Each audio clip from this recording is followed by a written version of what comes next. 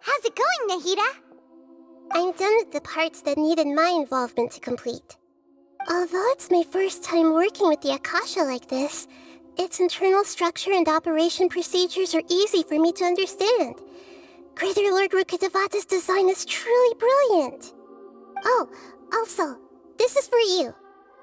Huh? What's this little floaty thingy? It's a small device I put together just now. You can think of it as an upgraded Akasha terminal. You may not need it right now, but it should be helpful in certain situations. Wait! This thing has the same characteristics as Paimon! We're both small things that float! Oh, all the things that make Paimon special got copied! When Paimon appears with the Traveler from now on, people won't remember Paimon because she isn't unique anymore! It's alright, Paimon. It can't replace you. It's only a flying device, but you're the Traveler's irreplaceable friend. You're so good at comforting people, Nahida. If only the Traveler was as smart as you.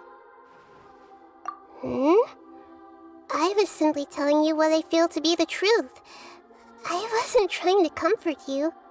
Nahida, you're a natural at this. What you just said made Paimon even happier.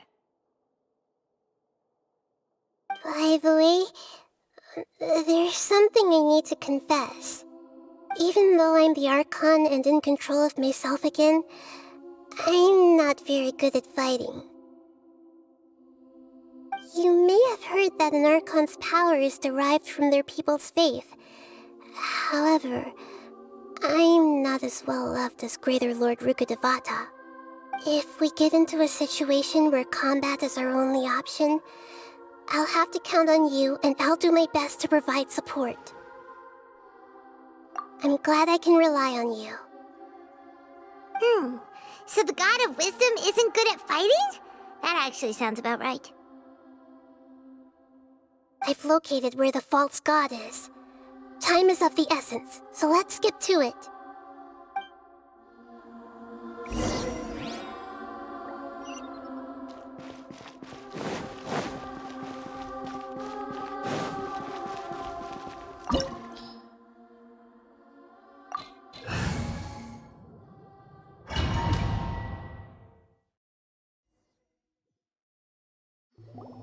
What is this place?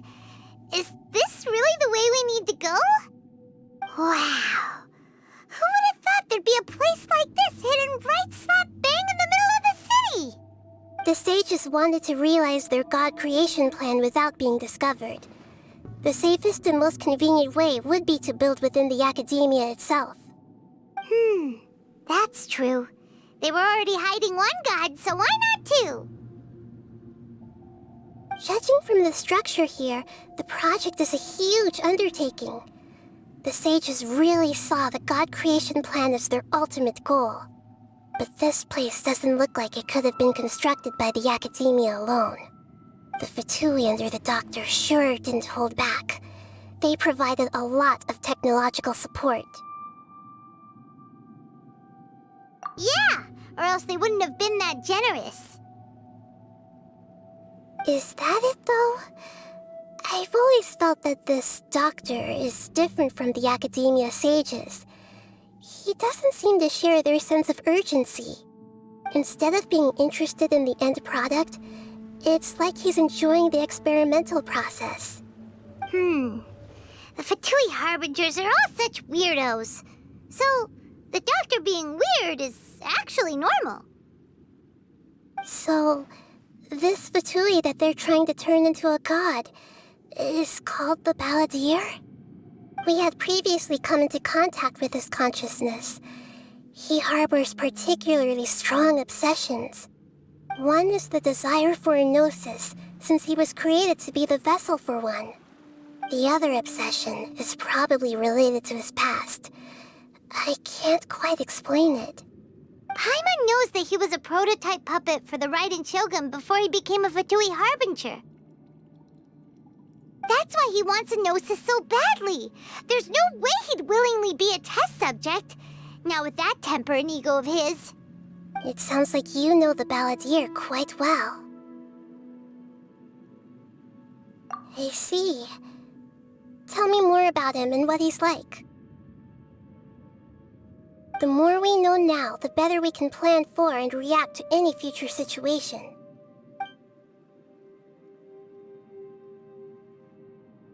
Ah, I see.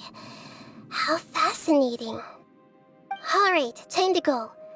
Let's get through here and meet him in person.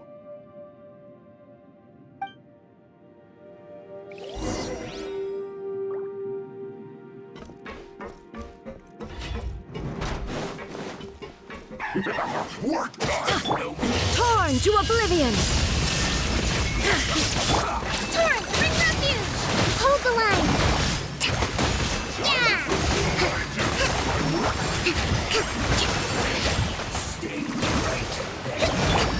Take flight!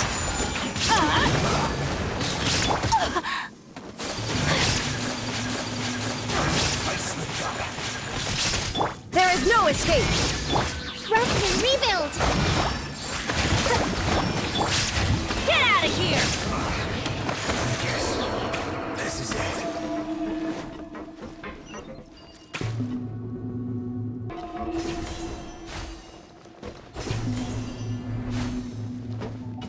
It looks like we can climb up these pipes.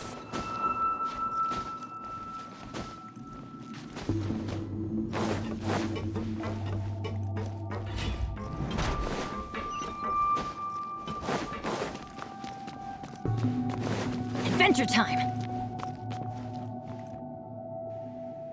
The pattern on the ground seems all messed up.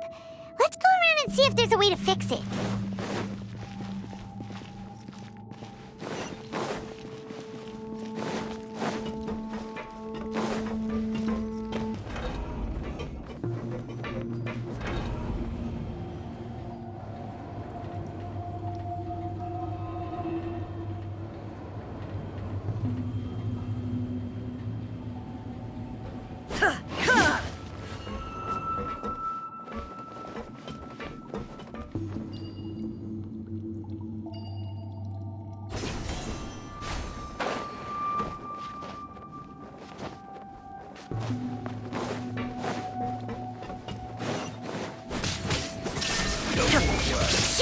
Allow me!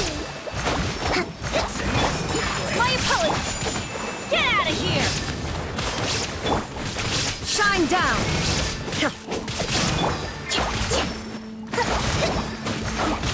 Abrashment! I guess this is it.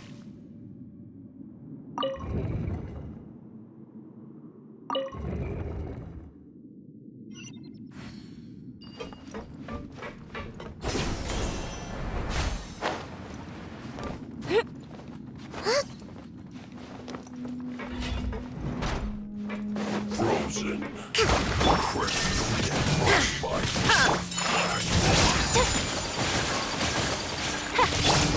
Get out of here! Inazuma shines eternal! Illusion shattered! I'm going in! There is no escape!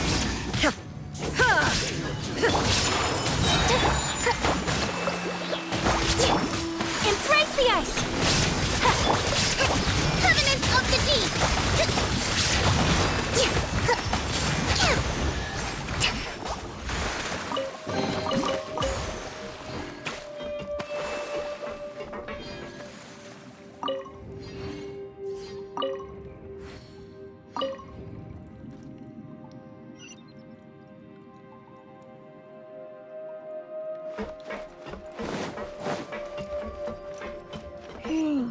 The carcass stack. Maybe there's something wrong with the tracks. Let's try adjusting the direction of the device to clear the tracks.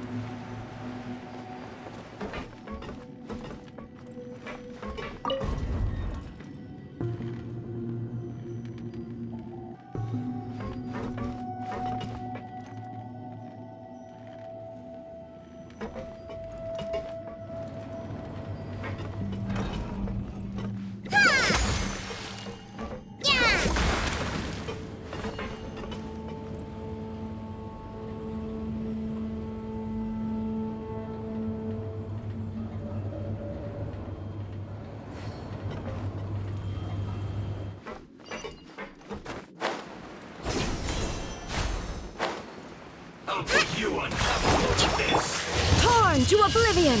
Illusion shattered!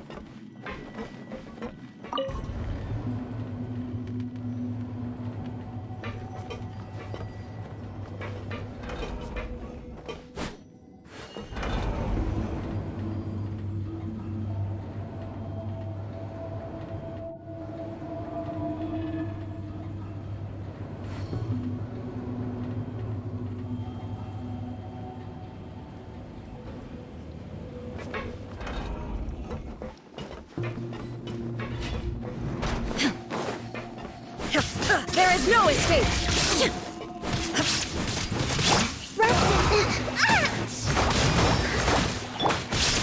Take flight! Illusion shattered!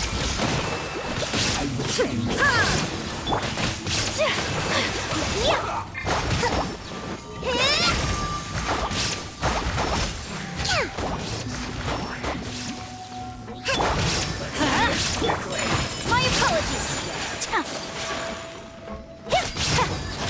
Allow me!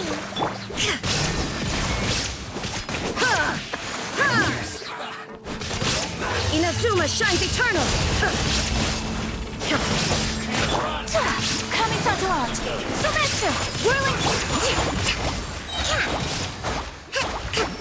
Everybody stand back! Joy, we've only just begun. I miscalculated. There is no escape! Torn to oblivion! My apologies! Teamwork is dreamwork!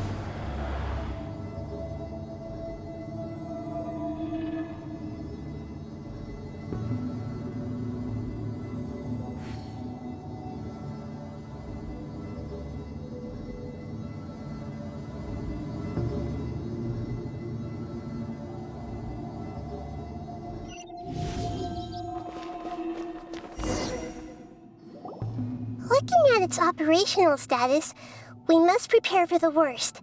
The god they wanted to create is likely close to completion or already completed. Oh no! What should we do? Paimon can't imagine how hard it would be to fight against a Fatui Harbinger with a Gnosis! Are you nervous, Paimon? If you really want to know, of course Paimon's nervous! Aren't you too, Nahida? Yes, I am. This is probably the first time I faced with a calamity of this degree since my birth. I feel not just nervous, but curious as well. Curious? Curious about what? Curious about our fate. To me, everything we perceive in this world, everything we learn, and everything that happens to us is considered knowledge. And if it's a form of knowledge, then it can be understood. However, only fate is about that which has yet to occur, so it has always drawn my curiosity. So to me, fate is the ultimate knowledge. That's also why I love observing humans and all the things that happen to them. It all brings me great satisfaction. And now, at long last, I'm not just an observer anymore. I will personally experience my own fate with you by my side.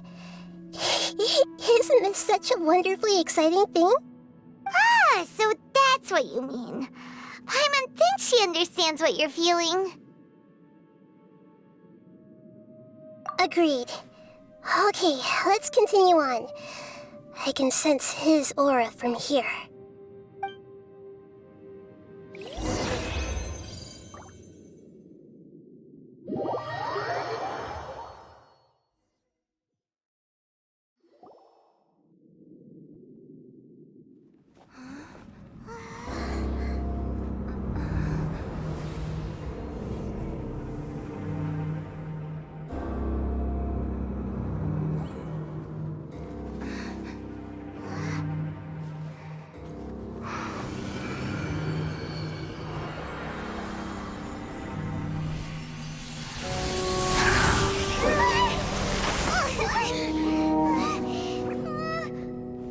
Who would have thought the world would be so eager for my birth? I remember you, Boer, the god of wisdom, and standing beside you, the traveler. Is he all-knowing and powerful now like Greater Lord Rukkhadevata? No, I can't feel the same kind of divinity I felt from the Greater Lord. It seems that the sages didn't get the chance to infuse the divine knowledge capsules into him. But even still, he has undoubtedly become a true god now. So we're too late? The Balladeer has already become a god? The Balladeer. A long bygone title. When my spirit ascended to divinity, I felt as if I had existed for the same number of epochs as heaven and earth. Looking back, the existence of what once called itself Kunikazushi appears infinitely small and ugly.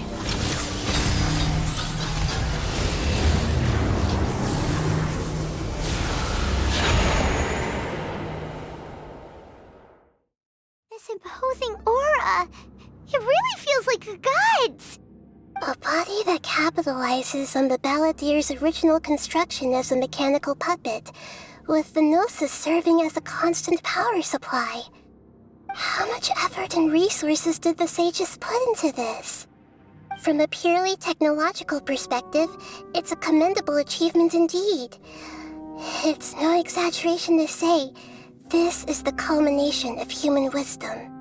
You sure are something, dishing out compliments at a time like this? But I don't think he's reached the spiritual height of a god. Strife is engraved upon every god and every gnosis brought forth into this world. Can you feel it? The exhilaration of such power, and the thrill of anticipation for our contention. Nahida wouldn't feel the same things as you! Do you not realize that you are interrupting a conversation between gods? Lowly creature, know your place!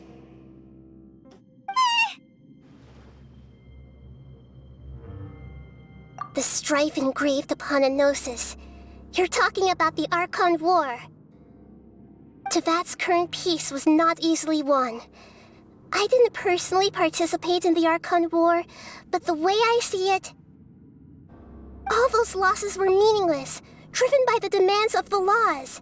There's no point in bringing it up again. Is that so?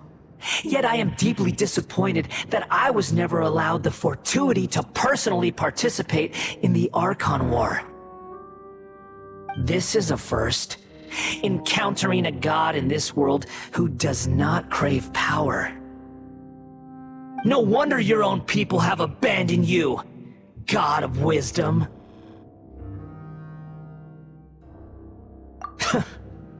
Your judgment is as your existence, unsubstantial. This is where everything ends, Booer, the God of Wisdom. You should know that wisdom cannot solve every problem. Like now, where your only option is to face me in combat.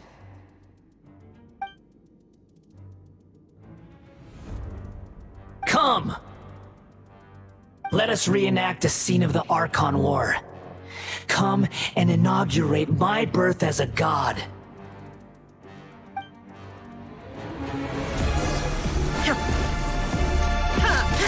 Perish! Sakura Swirl! Inazuma shines eternal! Illusion shattered! Feeble human!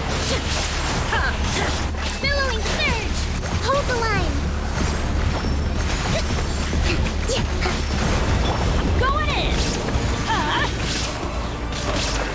Shine down! Insignificant pest!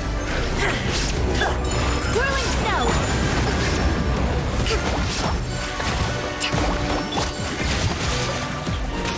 Now you shall perish!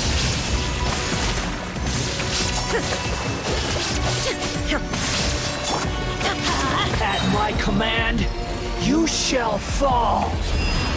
Teamwork is dreamwork! Illusion! A co-battle! Covenants of the Deep! Churn! Shine down! Get out of here! Flying colors!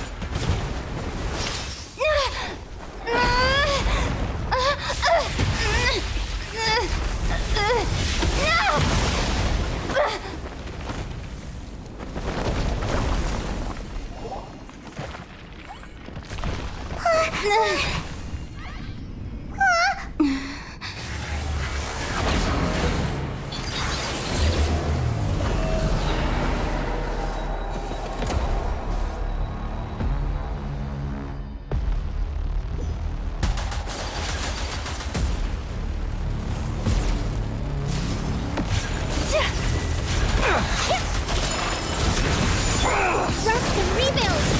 Let's move on.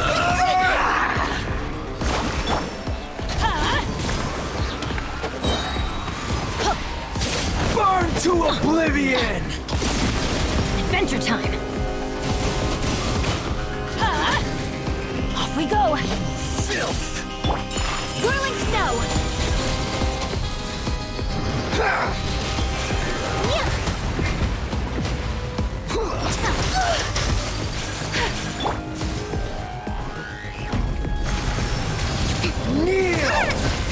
Let's do that. Hold the line.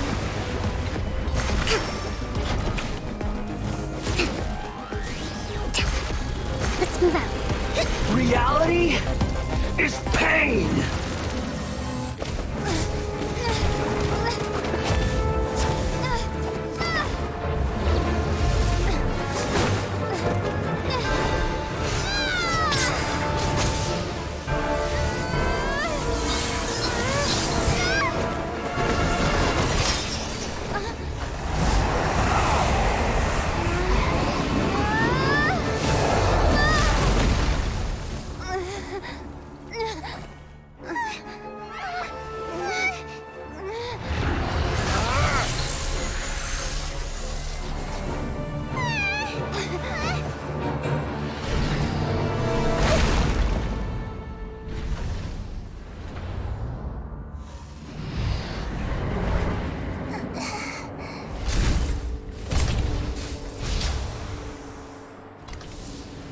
This is supposed to be a battle between gods, yet you choose to hide behind a mortal. And now, You're acting like you'd sacrifice yourself for a human. Are you having fun proving a false sense of heroism to yourself, Boor?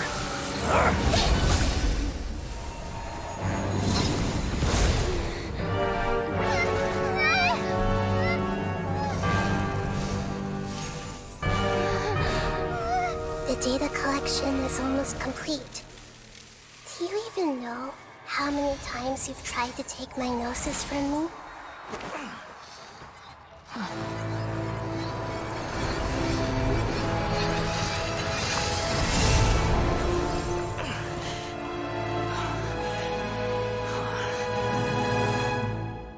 We just concluded the 168th loop. Did you know that in the effort to create you, the people of Sumeru were forced to live through the exact same number of Sub-Zerus festivals and Samsara cycles? The power of dreams. When did you use it on me?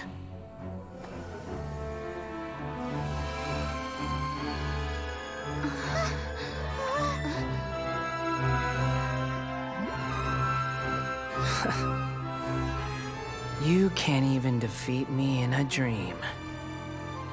What do you hope to achieve with this little trick? Come, Traveler. Just like before. Allow me to awaken the memories in your dreams. All that battle experience! It's more than that. Compile everyone's wisdom in the name of the Archon. That is the original function of the Akasha. I've sent everything that happened just now to the people of Sumeru in the form of knowledge. I've asked them to help you find a way to defeat the false god.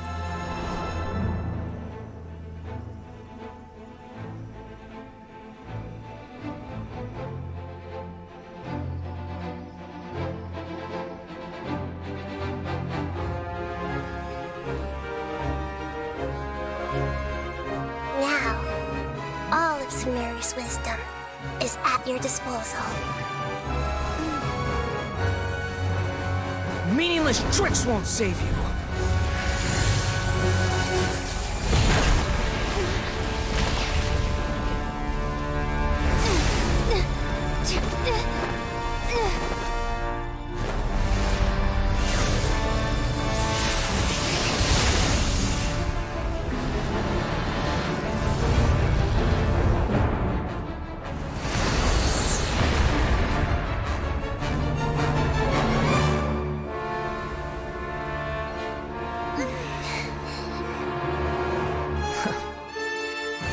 Are you done with your tricks? Can I finally take this as a real battle between gods? I'll leave this to you, the first sage of Boor.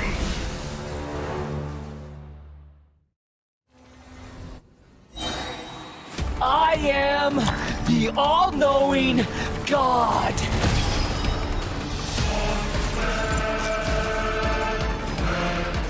Burn to oblivion!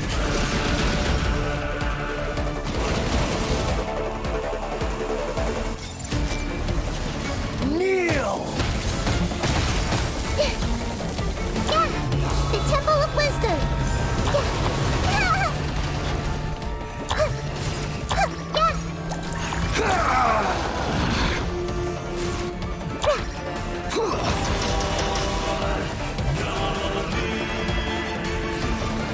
Tremble! Everyone hold hands!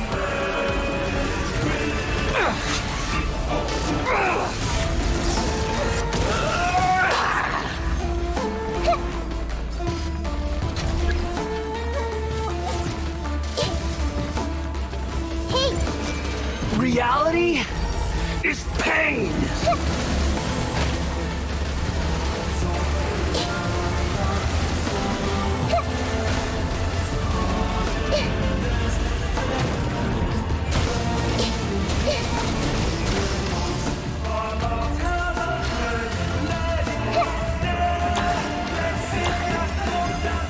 Good riddance, cruel world.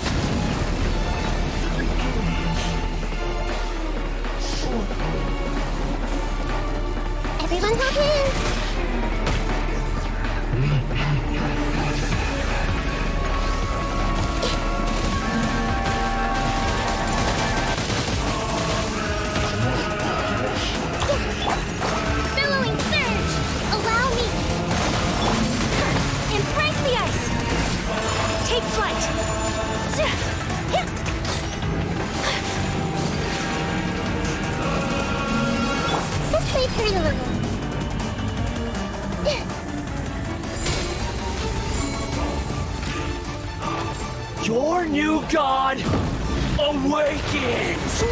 Light lasts forever. Now, your eyes have been opened. Rebuild! Filth!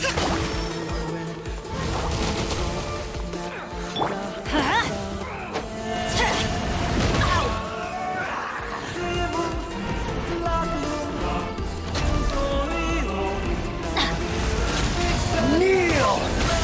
Off we go!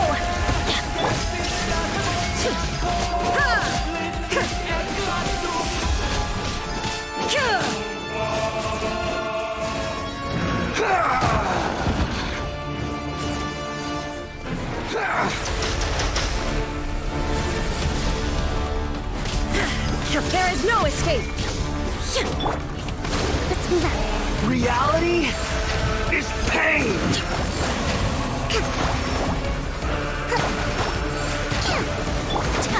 My apologies! Shine down!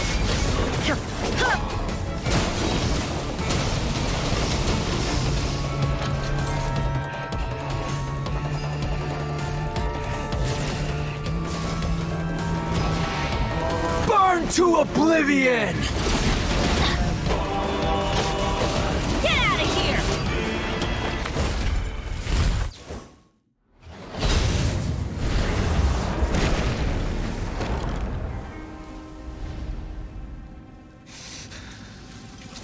Humans. Filthy humans.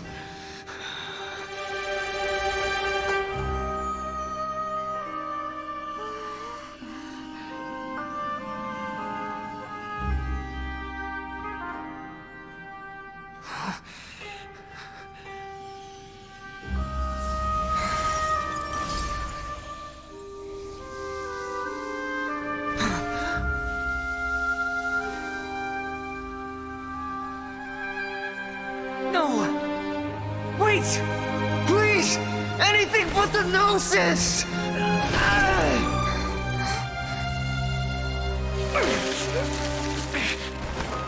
That's mine! Don't even try! I'll never go back!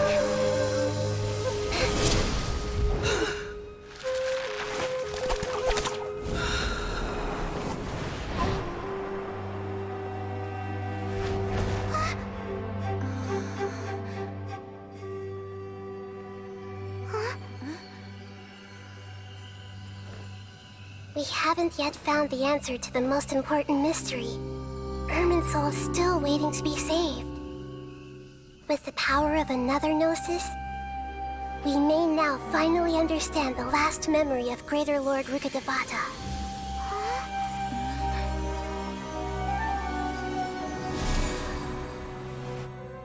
This is... That's right. This is the last memory of my predecessor.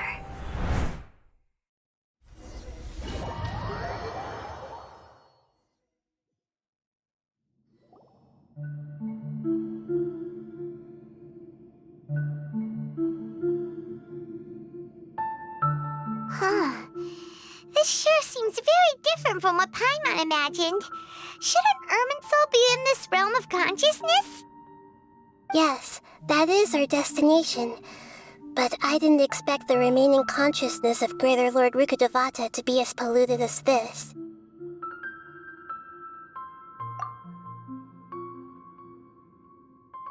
Forbidden knowledge? It seems you know about a concept that even I don't completely understand. Could you tell me what you know?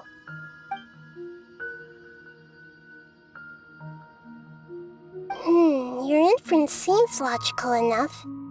Forbidden knowledge once polluted the desert thousands of years ago, but was successfully repelled thanks to King Deshret's self-sacrifice, and Greater Lord Rukkhadevata nearly exhausting her power.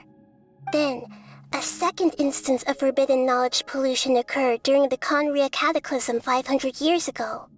But I'm afraid it is much more serious this time, with Irminsul itself already in danger.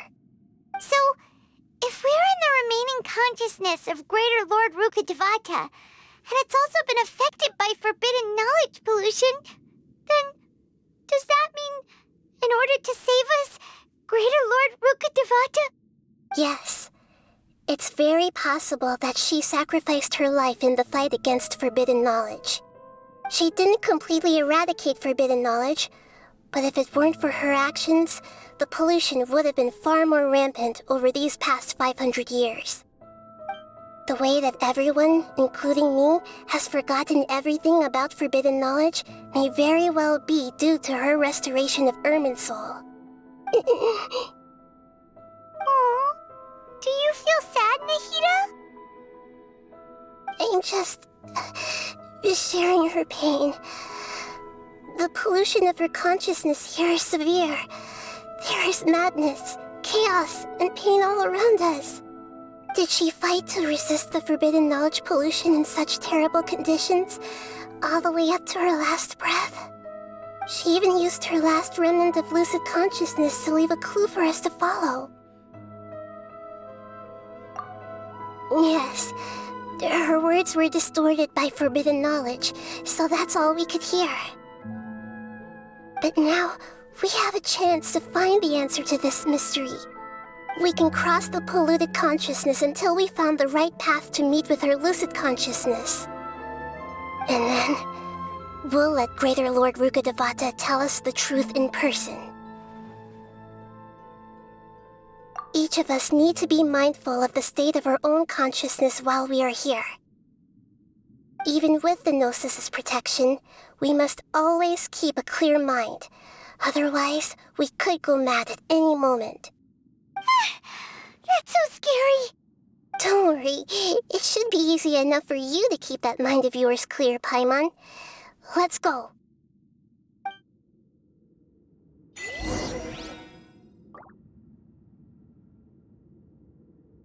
Off we go! Are we?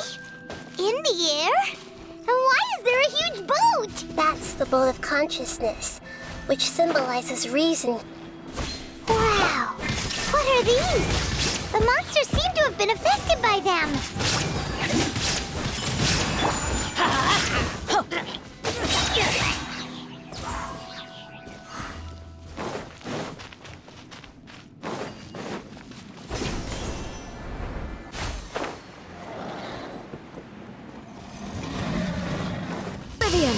There is no escape! Look! A four-leaf sigil has appeared in the sky!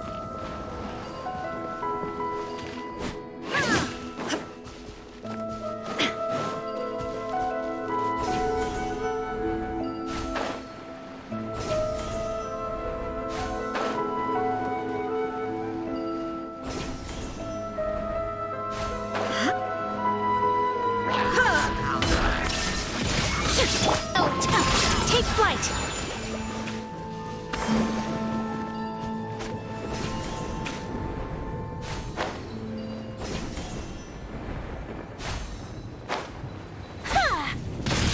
Sakura swirl! Whirling! To control the boat of consciousness, we need to find the helm first.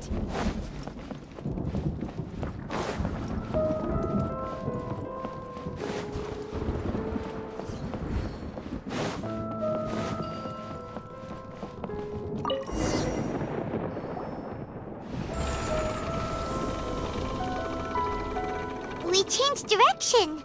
Are we still going the right way, Nahida?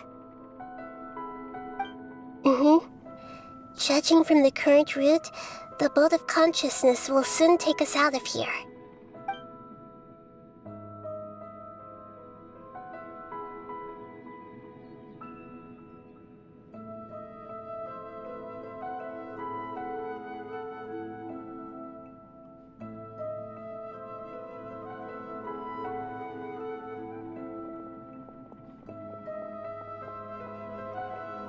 We'll be arriving at our destination soon.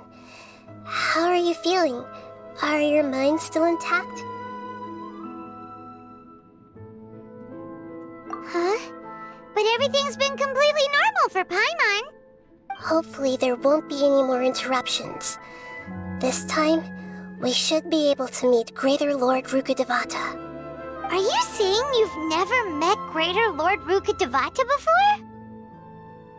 No, it seems that my birth and her death took place at the same time. Otherwise, I think she would have given me a little more guidance, and I could have done a better job. Hey, you've done a great job, Nahida. Let's get out of this creepy place and go meet her.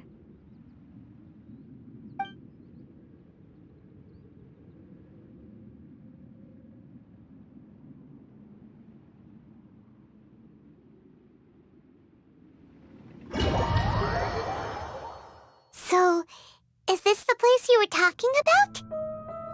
The base of Irminsul?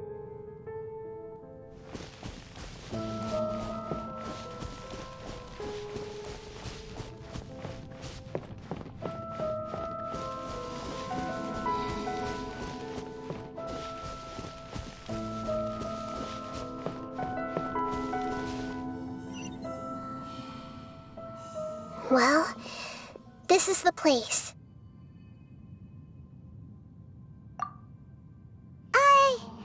We're here to find Greater Lord Rukkhadevata, right? But the one standing over there is... Is that me?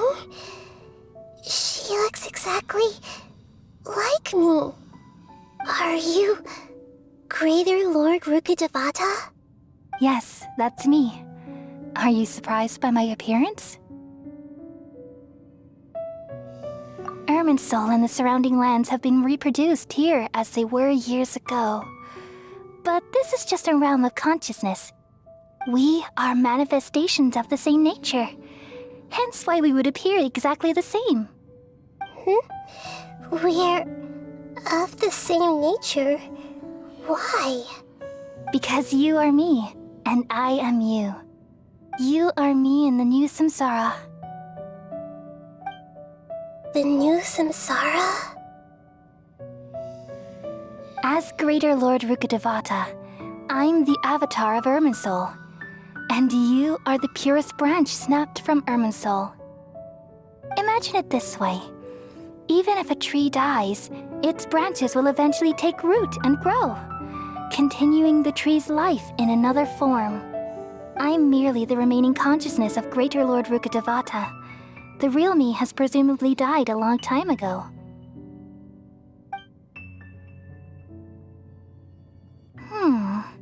Judging from your appearance, I've probably been dead for 500 years. But you're finally here. My new self in the samsara. If this is true, then am I going to be a great Archon like you someday? Though we share the same nature, our fates are bound to be different. All things have their own fate. When a branch grows into a mature tree, it won't be the same as the original tree. That's why fate is the ultimate knowledge, isn't it? That's a great insight. Yes, very good.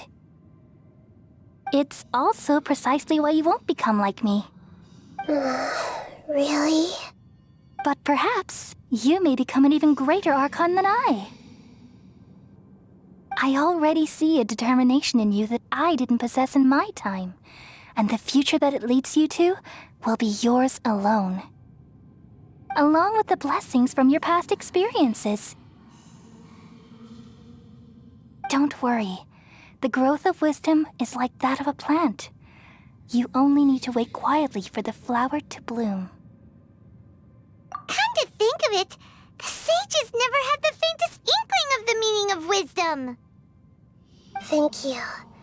Nothing makes me happier than discovering that the Archon I always admired was in fact myself in another fate. It's so nice to speak with you, Greater Lord Rukkhadevata. I've always wanted to meet you. The feeling is mutual. From the moment I snapped the branch off Irminsul and created you, I've also looked forward to talking with you. Could you tell me why you wanted to create me? And what exactly happened when you died? I see. You're here seeking answers, right? Everything that day, even the sky itself, changed into a color like this. At that time, the 7 were all summoned to the nation of Conria. Except for me. I had a more important task to attend to. I had to protect Irminsul. The disaster occurred together with the pollution of forbidden knowledge. At that very moment, with my consciousness connected to Irminsul, I sensed something was wrong. The pain started to torment my mind. By the time I reached Irminsul, it was already displaying signs of corruption. Had I not repelled the pollution of forbidden knowledge with King Deshret thousands of years ago, I might have felt even more hopeless and lost. So what exactly is forbidden knowledge?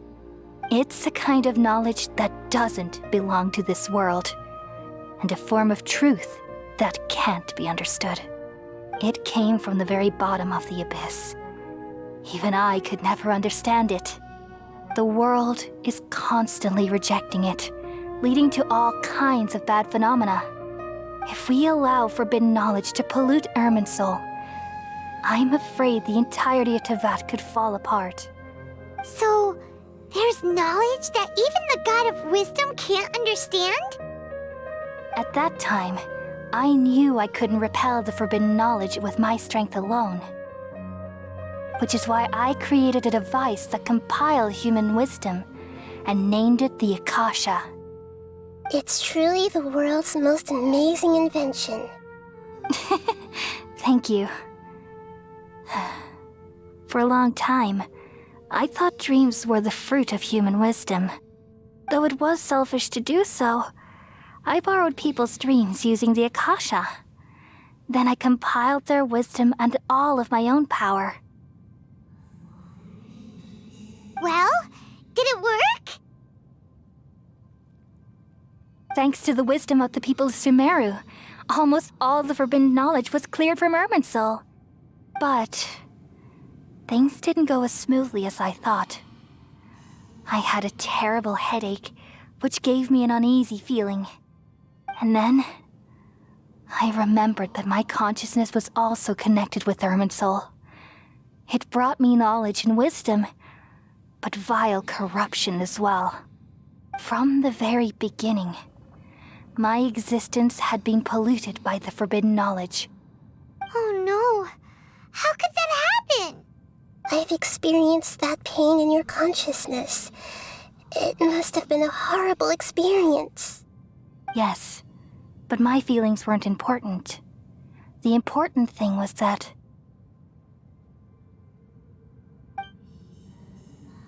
even if I died, my existence and everything related to me would continue to exist in Irminsul as memories and knowledge, meaning that the forbidden knowledge couldn't ever be permanently eradicated. And there's no way for me to eliminate myself. It would be a sort of paradox. So, I took the purest branch of Irminsul as my incarnation in the next samsara and left a trail of clues, all in hopes that you would come here and remove me and my pollution from Irminsul forever.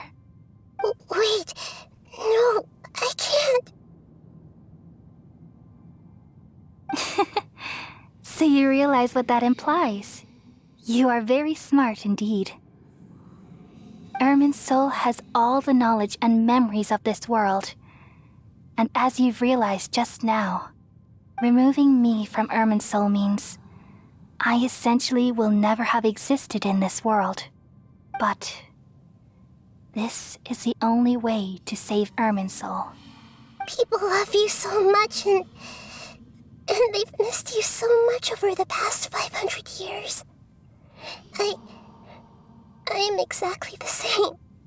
So how can we just forget you like this? Is there really no other way? There must be something else I can do. You're the god of wisdom, Boer. you should know that there is no other way. But this is so cruel. I don't want to forget you. No need to feel so sad, Boer. As someone who delights in wisdom, you should feel joy at finally finding the answer. These are the words in their entirety, the answer you've been seeking all along. Let the world completely forget me. We all nestle under the great tree of wisdom, peering out to perceive the world. From the earth and from the rain, we perceive its wonders, until we become a white bird to perch atop a branch, and finally snap off the most important leaf. Once upon a time, I alone dreamed in this world. In my dreams, everybody would also dream after they fell asleep. Wild and wonderful thoughts would emerge from their minds. Some tumbled to the ground, and others floated to the sky, connecting all things in the world into one dazzling net. Among a plethora of worlds were numerous smaller worlds, all of fate, finding within the tapestry their brilliant glow. I gradually understood that these indescribable and constantly changing things are the most profound things in the world. Only they can completely repel the madness. Only dreams can awaken consciousness from the deepest darkness.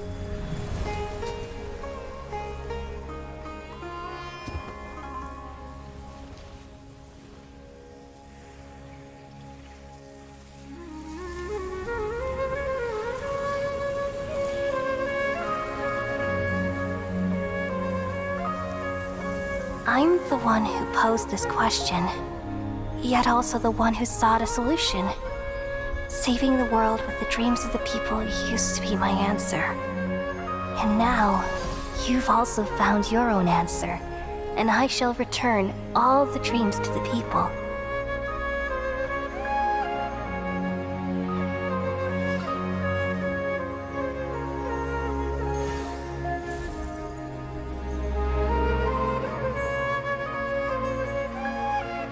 Goodbye, people of Sumeru. May you be blessed tonight with the sweetest of dreams.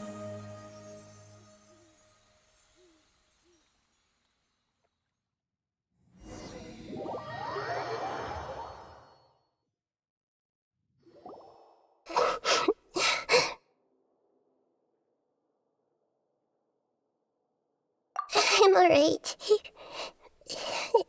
I'm just a little confused. We've just saved the world, right? So why am I crying? I don't know where this feeling inside of me is coming from, but I feel very sad. Just now, we used the power of two gnosis to successfully connect with the Ermin soul consciousness from 500 years ago. Then, we removed the remaining pollution from Ermin soul. Yeah, what's wrong? Weren't you there just now?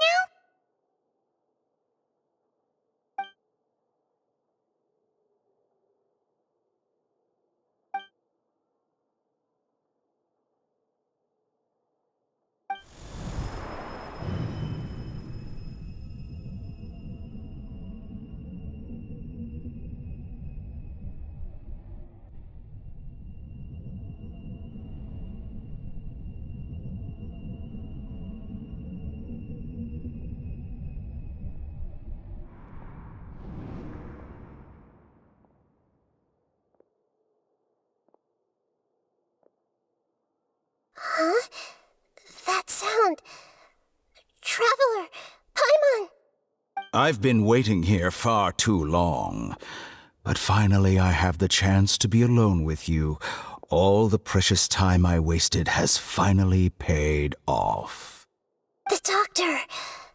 What have you done? Just a type of sound wave that can quickly put defenseless people into a dream. As I expected, it doesn't have any effect on gods. This is the only thing of interest I found among the sage's research. I thought I'd take it for a little spin. Don't worry. I know you would never forgive me if I actually killed them. I'm here to negotiate with you. Naturally, I won't do anything dangerous that could potentially damage our relationship. Negotiate with me? I heard you had already left Sumeru. Why are you here again now? I left Sumeru, but I also stayed in Sumeru. Even the God of Wisdom is restricted by the habits of cognition. How disappointing. You mean there are many different versions of you in this world? An astute guess. Even the same individual will have different cognitions at different ages. A long time ago, I made a major decision in hopes of preserving all my perspectives of how I observed the world. Observation is the first step of any experiment, but observing the current world doesn't satisfy me. It lacks an important dimension, that of time. So I saved segments of all my ages and made them into independent individuals. That's all there is to it. Indulge me. How does the God of Wisdom find my method of seeking knowledge? It's an insult to the very concept of life. Life inherently has many rules and restrictions, each with its own significance and reason to exist. They can't be broken on a whim. Good. Amazing, even. Indeed, it's difficult for humans to make peace with themselves, not to mention oneself from a different period. Since you're in the academia, why wait until now to show up? You could very well have stopped us and helped that fake god. Simple. Let me ask you this.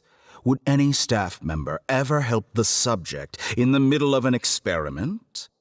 It was my experiment, so why should I interfere with the results? The academia saw the plan to create a god as their ultimate goal, yet you only saw it as an ordinary experiment. You really are crazy. If the experiment succeeded, you would have had a new god on your hands. How would you have faced your own god then? Would you still take the same stance? Would you still hold the same view of yourself?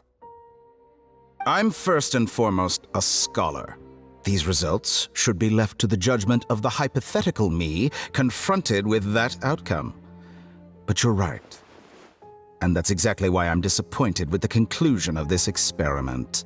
As an individual, you don't have any sense of belonging. You seem to have even fewer convictions than a typical scholar. Oh no, I certainly have my own convictions. They just don't fit your standards, that's all. All right, that's enough conversation for today. The experiment is over, and it's time to tidy up the equipment and reclaim any useful materials. For example, the Gnosis. Lesser Lord Kusanali, you're an intelligent Archon. I'm sure you understand the disparity in our combat abilities at this time. Besides, you have no way to use that Electro-Gnosis in battle. Didn't you say you were here to negotiate with me? Somehow, it's starting to seem like you intend to take it by force now. I'm merely stating a fact. After all, I'm also a scholar. Naturally, I hope to show proper respect and dignity to the God of Wisdom. Your hypocrisy is built on absolute confidence. I understand your scheme, but... what if I were to destroy the Gnosis now and awaken the heavenly principles? Awaken the heavenly principles? Do you think that's really possible? The heavenly principles have been silent for many years, but the Gnosis are symbols of their control over Tevat and all the laws. Will the destruction of a Gnosis attract the attention of the heavenly principles? And if so, how do the Fatui plan to deal with the consequences? Do you dare to gamble such a possibility with me? Gamble? How surprising. I thought you would show evidence or use rigorous reasoning to prove your point. The word gamble is the last thing I expected to hear from the god of wisdom. But this is a clever move. You must have seen through me when I first captured your consciousness. As a scholar, I respect all possibilities. This has always been my principle and is an essential trait as an experimenter. Indeed, I can't ignore this possibility. So tell me then, what are your conditions? This foreign Gnosis will only lead to disaster if it stays in Sumeru. But this Electro-Gnosis is the prize I obtained after defeating one of your fellow Harbingers. Now, as the one who initiated this cascade of events, shouldn't you pay the corresponding price? Price? Interesting. What price would you have me pay? How about erasing all your other segments? So this is how you wish to restrict me, the most threatening opponent of the Nation of Wisdom. What you request of me is like plucking out the eyes I have placed in the dimension of time. Segments are extraordinarily difficult to make. They require extremely rare resources and enormous amounts of time and effort. Requiring me to destroy them all here and now. Bravo. A suitably wise decision on your part. Yes, how very interesting. Can I assume that you have long been wary of me? Among all the versions of me, this segment you see now is the most selfish. If it weren't me, your idea wouldn't have worked. What did you see when you were imprisoned? You were observing me, and that's how you know I've long grown tired of their doubts and endless arguments. Like you said, it's difficult to make peace with yourself. Being as smart as you are, have you managed to do that? I see. If you think all those versions of me are worth a gnosis, then deal. You sure didn't hesitate much. Is the relationship between all the versions of you really that bad?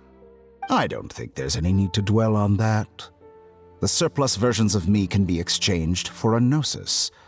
Do you think anyone can offer themselves at a higher price? Besides, with my abilities, it's only a matter of time until I find better perspectives. Perhaps it's best to say, you're just temporarily ahead. But what I'd like to know is, how can you be sure that I've really erased them? I can see your remaining honesty.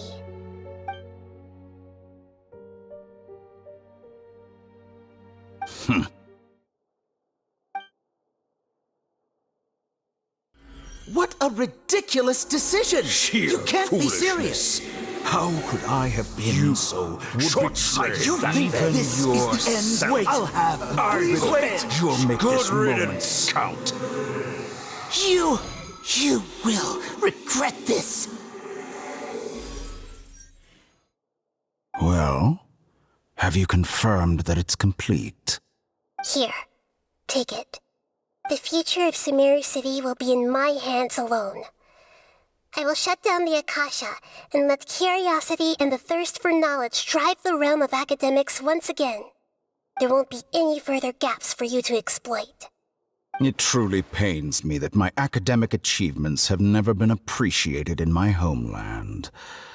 Of course, I have no interest in being rejected by this city for a third time. Another chess piece. And where is your dendronosis? Don't be greedy, Harbinger of Snezhnaya. No, this is a different transaction. If you intend to turn off the Akasha anyway, then there's no further use for the Gnosis of Sumeru, is there? Besides, isn't it the Archon's duty to deliver what's desired of the Seeker? Oh, judging from your expression, you don't seem to find the idea very agreeable. Then let's think of it this way. Since you're the god of wisdom, how about I exchange some knowledge with you? People exchanging knowledge with the God of Wisdom is the stuff of legends. Yet here you wish to exchange knowledge for the God of Wisdom's property. Arrogant as that is, it has piqued my interest. Let me ask you, have you in all your mighty knowledge ever heard the rumor that the skies of Tevat are fake? Huh? That's the secret hidden by Irminsul concerning the truth of this world.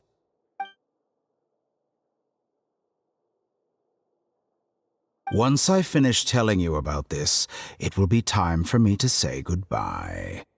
With negotiations, we've all gotten what we wanted. I'm very glad I got to meet you like this. Your arrogance may know no bounds, and convictions may mean nothing to you. But I'll still listen to what you have to say.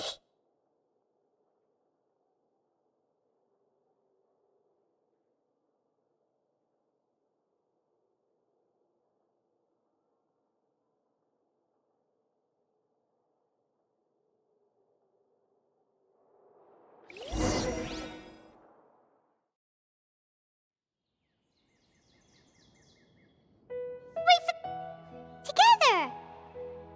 Okay, wake her up.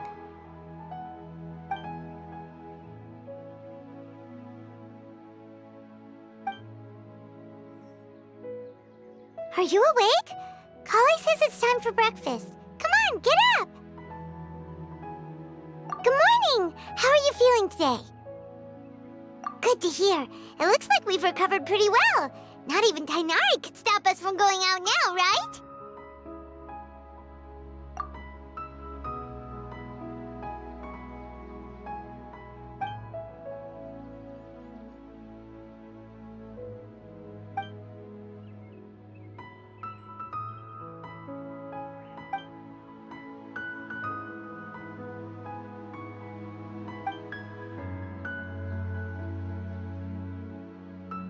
Come on, Traveler, let's go!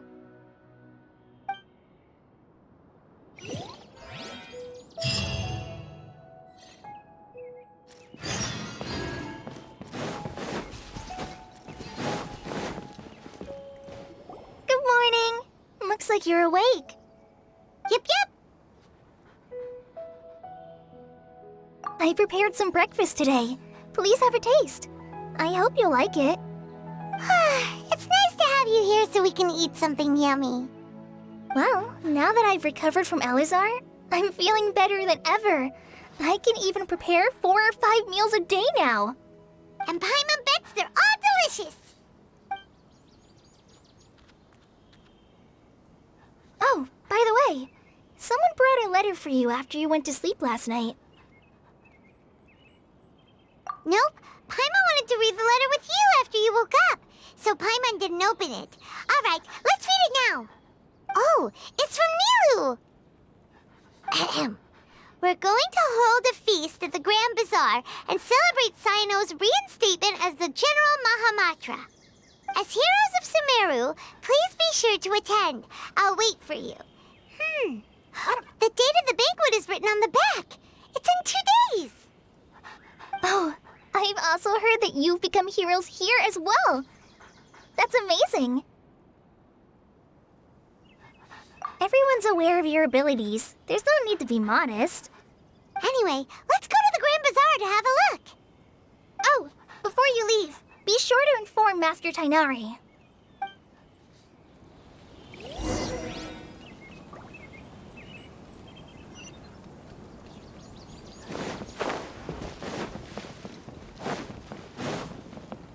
Tainari!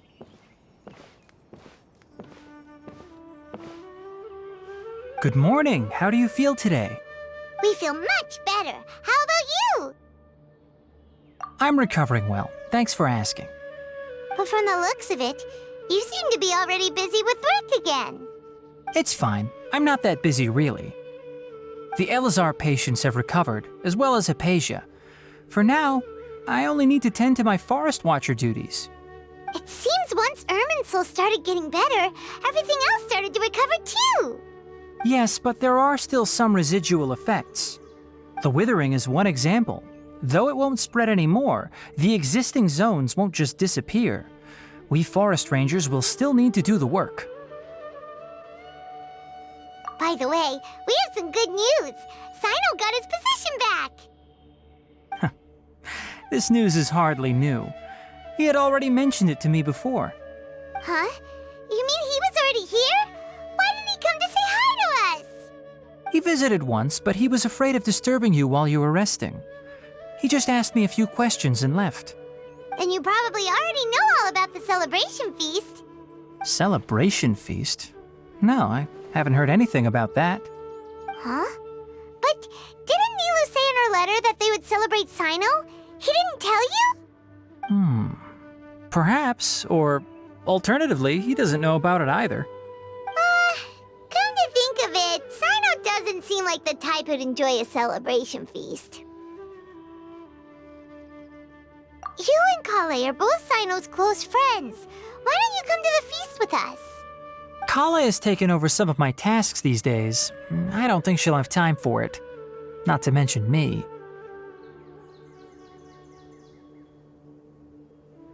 You see, some VIPs have come to the forest recently.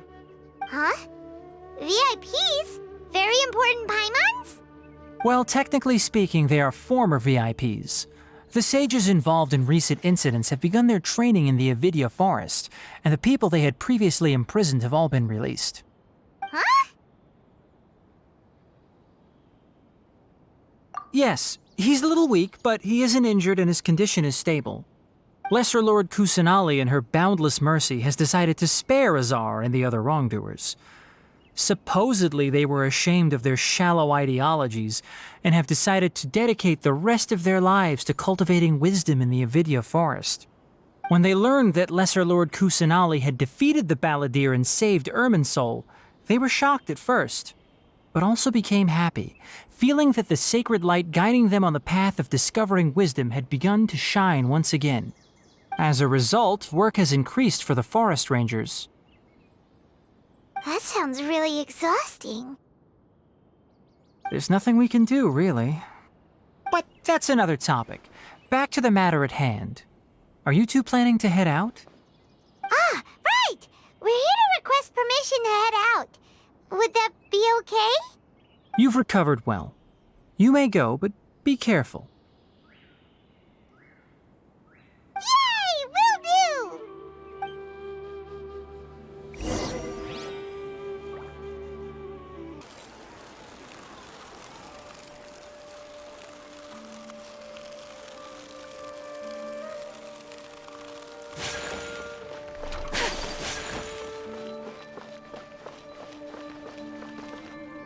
Well, there won't be any problems if the feast starts at that time. Everything has already been prepared. Mr. Zubair, I finished tallying things up here. Well, except for the guests. Is a simple reply really that much to ask of our guests? It's affecting our arrangements. Oh, it'll be fine. Besides, it never hurts to get things ready in advance.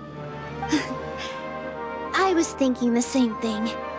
The feast will be held sooner or later, right? Hey, Nilu!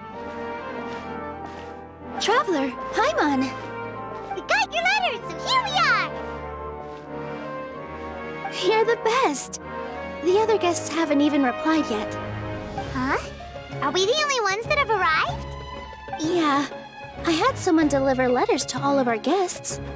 But maybe everyone is still busy with other things. Look, I get it. Sumeru is in an extremely important period of transition right now, but even if your friends are important figures, they shouldn't just ignore your request like this. Nilu is Sumeru's #1 celebrity after all.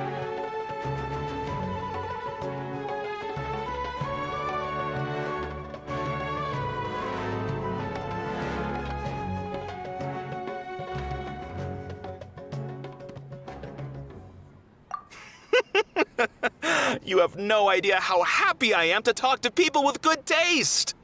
If you consider enjoying Nilu's dances having good taste, then almost everybody has good taste. Because Paimon thinks everybody will love her performance. That's right. We all think she's amazing too. Nilu is an absolute favorite among those of us who frequent the Grand Bazaar. For Outlanders, you have a great eye. Master Zubair, let's have a vote for the most outstanding audience members next time. I think these two may win. Nonsense! It is not for us to determine the value of an audience. But indeed, we could try giving gifts to people with particularly good taste. I heard there's a device in Fontaine called a camera that can record people's appearances as pictures. Such pictures would make superb gifts. Ooh, good idea. I wonder where we can find one. I don't want you giving pictures of me to everyone. I'm satisfied just being able to perform here. There's always a lot going on at the Grand Bazaar. Yeah, and that's why I love it here. Traveler and Paimon, could you help confirm if the letters were actually delivered? If for some reason they didn't receive the letters, then please tell everyone that there will be a feast here. Yeah, we can also check out how everything in Sumeru is going now.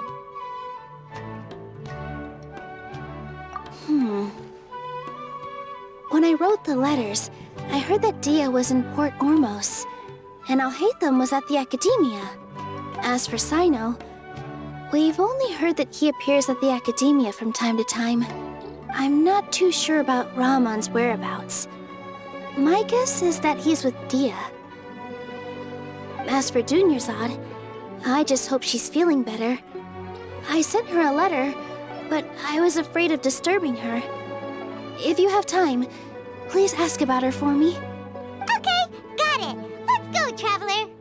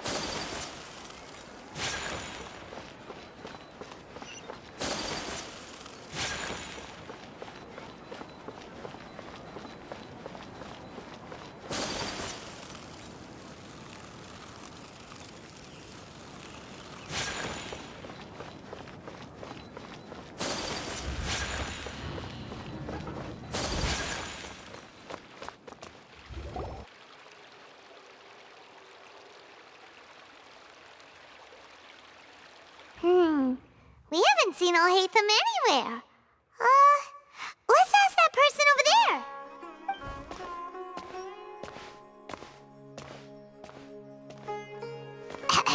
Hey there, have you seen Alhaitham around? Yes, it seems Scribe Alhaitham has gone to the House of Dana. You should be able to find him there. But you're already the second group of people I've seen looking for him today. He must be quite the busy man. Oh? Who else was looking for him? Mr. Cave was just here asking about him. You wouldn't believe how terrible their relationship is. And now you two are here.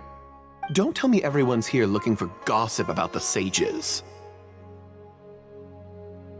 No way! We're strictly here on business. Ah, I see. Sorry, I thought maybe everyone's as interested in rumors about the sages as I am.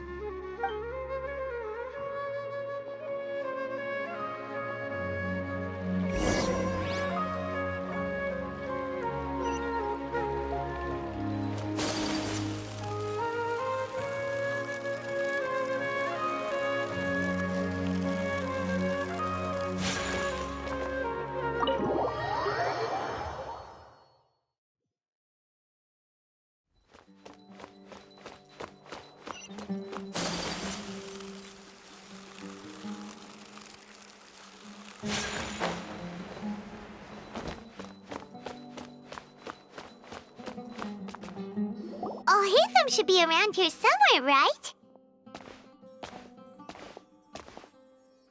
Oh, he's over there! But it looks like he might not have time for us.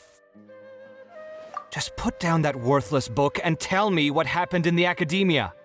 This is not just some worthless book. Do you have any idea how difficult it is to find a physical book like this in Sumeru? It doesn't matter. It's probably just another thing that you used your authority to get your hands on anyway. Just put it aside. Listen, I came back today only to hear that the sages have disappeared. Oh? You sound surprised.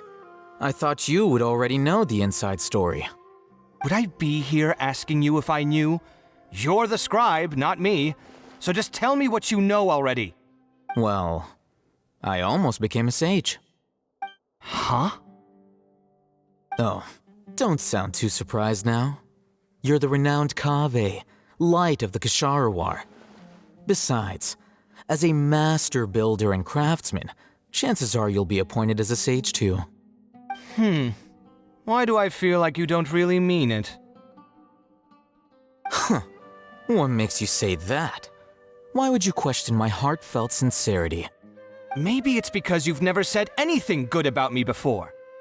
Yeah, well, I share a similar sentiment, and anyone who knows you as well as I do would surely do the same. Oh, you... See? This is why I hate discussing anything with you. Your ridiculous and arrogant attitude always gets in the way. It seems that you really can't stand my personality. Ha! What was your first clue? Well, then you might as well move out of my house. Are you threatening me? Stooping to a new low, I see. Ugh, and don't change the subject. You, a sage? What a joke. The academia might as well just close tomorrow. Are they having a fight?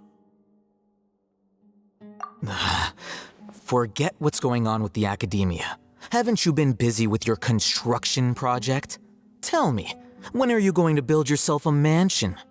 Don't get me started. I get angry just thinking about it.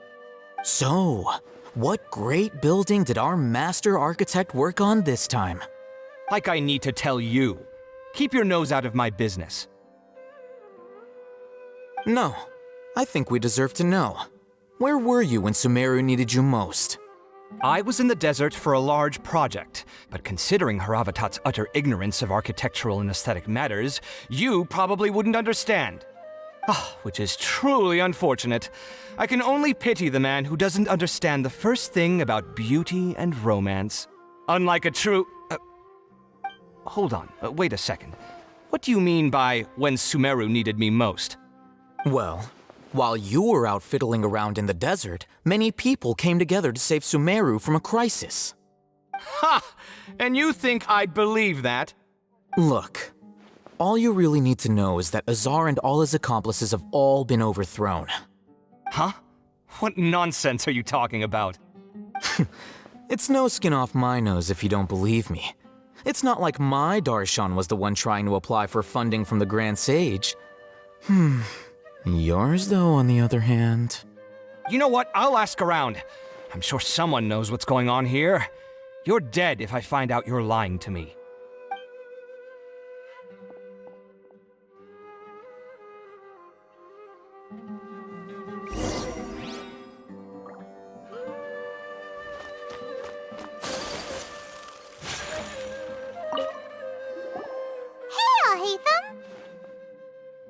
Oh, it's you two. What's the matter? We're running some errands for Nilu. Have you received her letter? Letter? Nilu said she sent out a letter inviting everyone to a celebration feast in 2 days at the Grand Bazaar. We'll also be celebrating Zaino's reinstatement as General Mahamatra. If she addressed the letter to all Hatham of the Academia, then the letter should have gone to my office. I've been busy these days, so I haven't had time to check for any new mail at my office. I only now have some free time to attend to personal matters. Have you always been so busy with your work? Of course not. I'm only busy these days because several sages have been dismissed recently and the whole academia was practically turned upside down. Kainari told us they all went to train in the Avidia forest. Apparently they will spend the rest of their lives there. That is already the best possible ending for the likes of them. 4 of the 6 great sages were possessed by their desire for power and attempted to create a new god. In order to pull it off, they even imprisoned the other 2 rational sages. To imagine such things could take place in the academia. I don't know where to begin. Yeah, you're right. Huh. Feels kind of strange to hear them called that after all this time. But then again, the 6 great schools sounded pretty impressive too. Yes, at least that's how they're supposed to sound. It's said that when the academia was first founded, the Dendro Archon herself established the 6 great schools, each representing one of the 6 different types of wisdom. Numerous Darshans have sprung up and faded. Only the 6 Darshans attaching themselves to the 6 great schools have stood the test of time and obtained permanent seats in the academia. Now, the 6 Darshans are nearly synonymous with the 6 great schools, and the leaders selected for the schools are the 6 great sages. Among the 6 great sages, there is one central leader, the Grand Sage.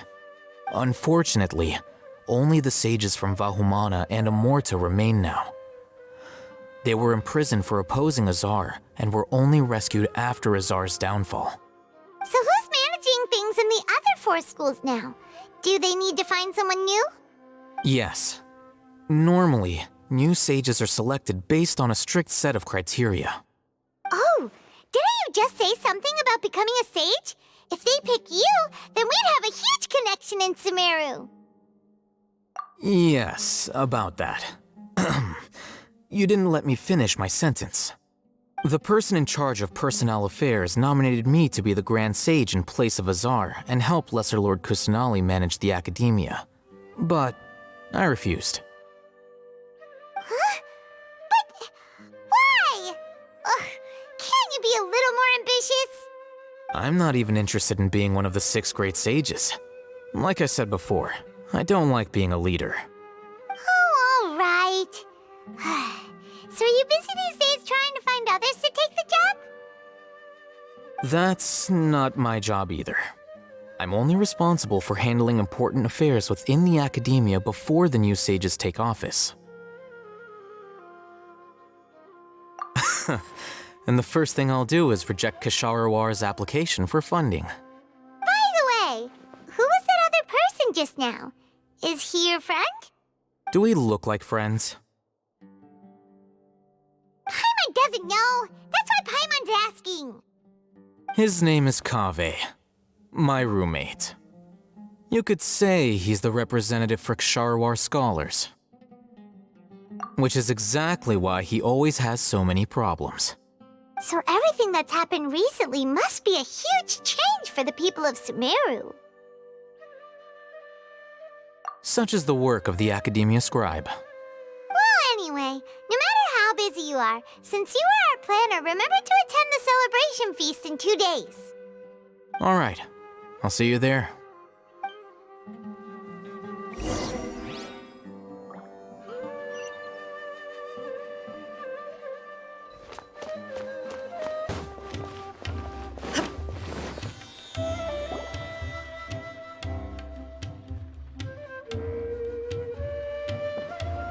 This is Port Ormos. Now where could Is that Paimon I hear? Huh? Oh, it's been a while. How are you doing? Dunyarzad! It's been so long since we've seen you! I'm doing well. I can go as far as saying I have never been happier in my entire life. I don't know if you've heard, but Elazar has completely disappeared, and all the patients have recovered. You kidding? Knowing them and the connections they've got, I'm sure they've heard about it. Yeah!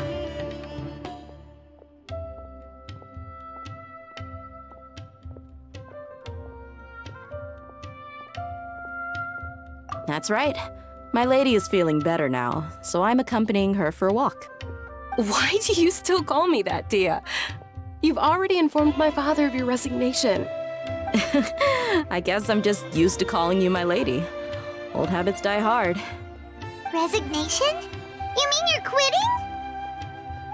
Yeah, I might start losing my edge if I keep being a bodyguard for the Homayanis. You know that my parents and I are fond of you, and that we appreciate you very much. It wouldn't be a problem if you wish to continue to be our bodyguard. I'm not a woman that's easily persuaded. You should know that by now, my lady. When I took this job, I had already decided that I'd quit as soon as you'd recovered. It's time for me to get back out there and chase that horizon. So what are you gonna do now if you're not gonna be a bodyguard anymore? I want to take a risky job and put my body to the test again. Huh? But we literally just finished one of the most dangerous jobs ever. Are you getting bored already? I know. If I hadn't joined in that plan with you, I wouldn't have come up with this idea. I guess I still get fired up by that feeling of going all out in a fight.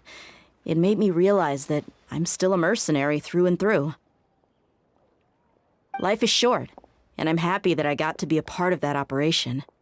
But the whole thing also made me realize that there are still many problems in Sumeru. And as a desert dweller, I'm still not completely ready to settle down on this side of the wall. Well, I remember a friend had someone bring you a message. You mean I'll hate them? I didn't expect him to still remember that. I thought he was joking. We just came from talking with Al-Haytham at the Academia. Did he tell you that he suggested that I come work at the Academia? What? I heard that Azar and his cronies fell from power, and Al-Haytham told me that now was a good time to find a job in the Academia, but only if I wanted to. Whoa. Paimon can't see you being anything other than a mercenary. Me neither. But I think Dia would look great dressed up as a scholar. Ugh, forget about it. I wouldn't last 10 seconds in there. Al-Haytham probably just liked the way I worked and knew I'm good in a fight. So he suggested I find some work in the Academia. But you know, if you take him up on the offer, Sino might actually agree and let you become a Matra. Because you're super amazing! The Matra have all the talent they need as long as they have Sino. I prefer to be free to live however I choose. In fact, I chose this job from the very start because I knew it'd be right up my alley. Even if being a mercenary means facing all kinds of danger. A lion has to return to the wild sooner or later. If anything, being your bodyguard has been unfamiliar territory for me. I don't want to see you go, but I'll respect your decision. I'm glad to hear you say that. Come on, no need for the sad face. It's not like we'll never meet again. Once the whole Dendro Archon thing is settled, everything in Sumeru will take a turn for the better. That makes me happy too. But a peaceful society will probably mean less demand for mercenaries like me. Before long, we'll be a dying breed. So I'd better get to work while I still can. Huh? But wait a second! You make it sound like you're leaving now! Well, no, not yet at least. I promised my lady I'd stick around until next week. So, have you been in Port Ormos this entire time? We were wondering if you had received a letter from Nilu. Oh, did Nilu write to us? She heard that you were seen in Port Ormos, so she sent the letter here. Huh. It was probably sent to the inn that we're staying at. My lady has been very energetic lately and keeps taking me on hikes, staying out even into the night. By the time we get back, the receptionist is usually off napping on the job. Right, and we tend to leave quite early in the morning, so the old man on duty is also usually dozing off. So what it really sounds like is that the person on duty is always asleep. I bet the letter's at the reception desk. I'll go check later. No wonder there wasn't a reply. You never received the letter. Good thing Nilu asked us to come and check on that. Sorry to make you two come all the way out here. It must be something important for Nilu to specifically write to us like that. Yes, she said they were preparing a victory feast in the Grand Bazaar, and will also be celebrating Sino's reinstatement as General Mahamatra. She was hoping you could come. Great! I'll be sure to attend.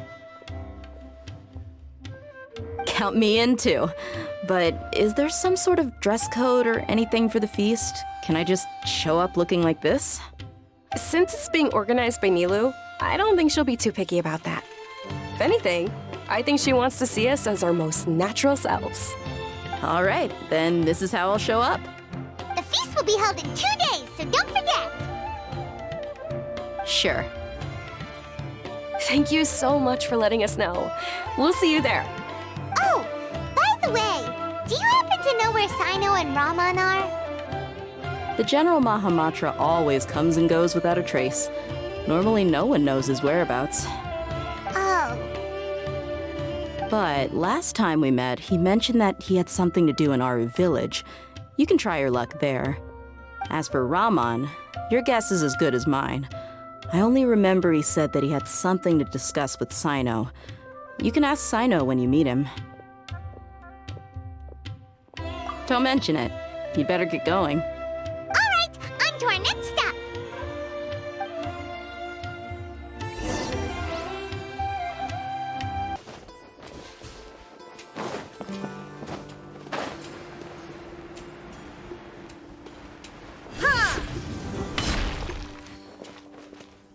It's been a while since we last visited Aru village. There's Sino.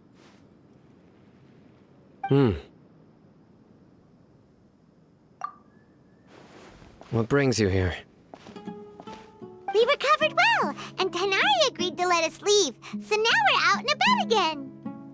It seems Gandharvaville's medical treatment is still as good as ever. And Tanari is recovering well, too. That's good to hear. Yeah, you're the one who brought us to him when we lost consciousness, right? Thanks for that. You're welcome. Tainari has excellent medical skills, and Kale is quite attentive. It was the best place for you. But why are you just standing here like a dead tree? I'm meeting some people. Oh, you mean Candace? I've already talked with Candace and the village chief. They're still at the usual place. You can go there if you'd like to see them. But you know one of the people I'm meeting as well. Oh, by King Deshret's blessing, my friend suddenly appears in the desert.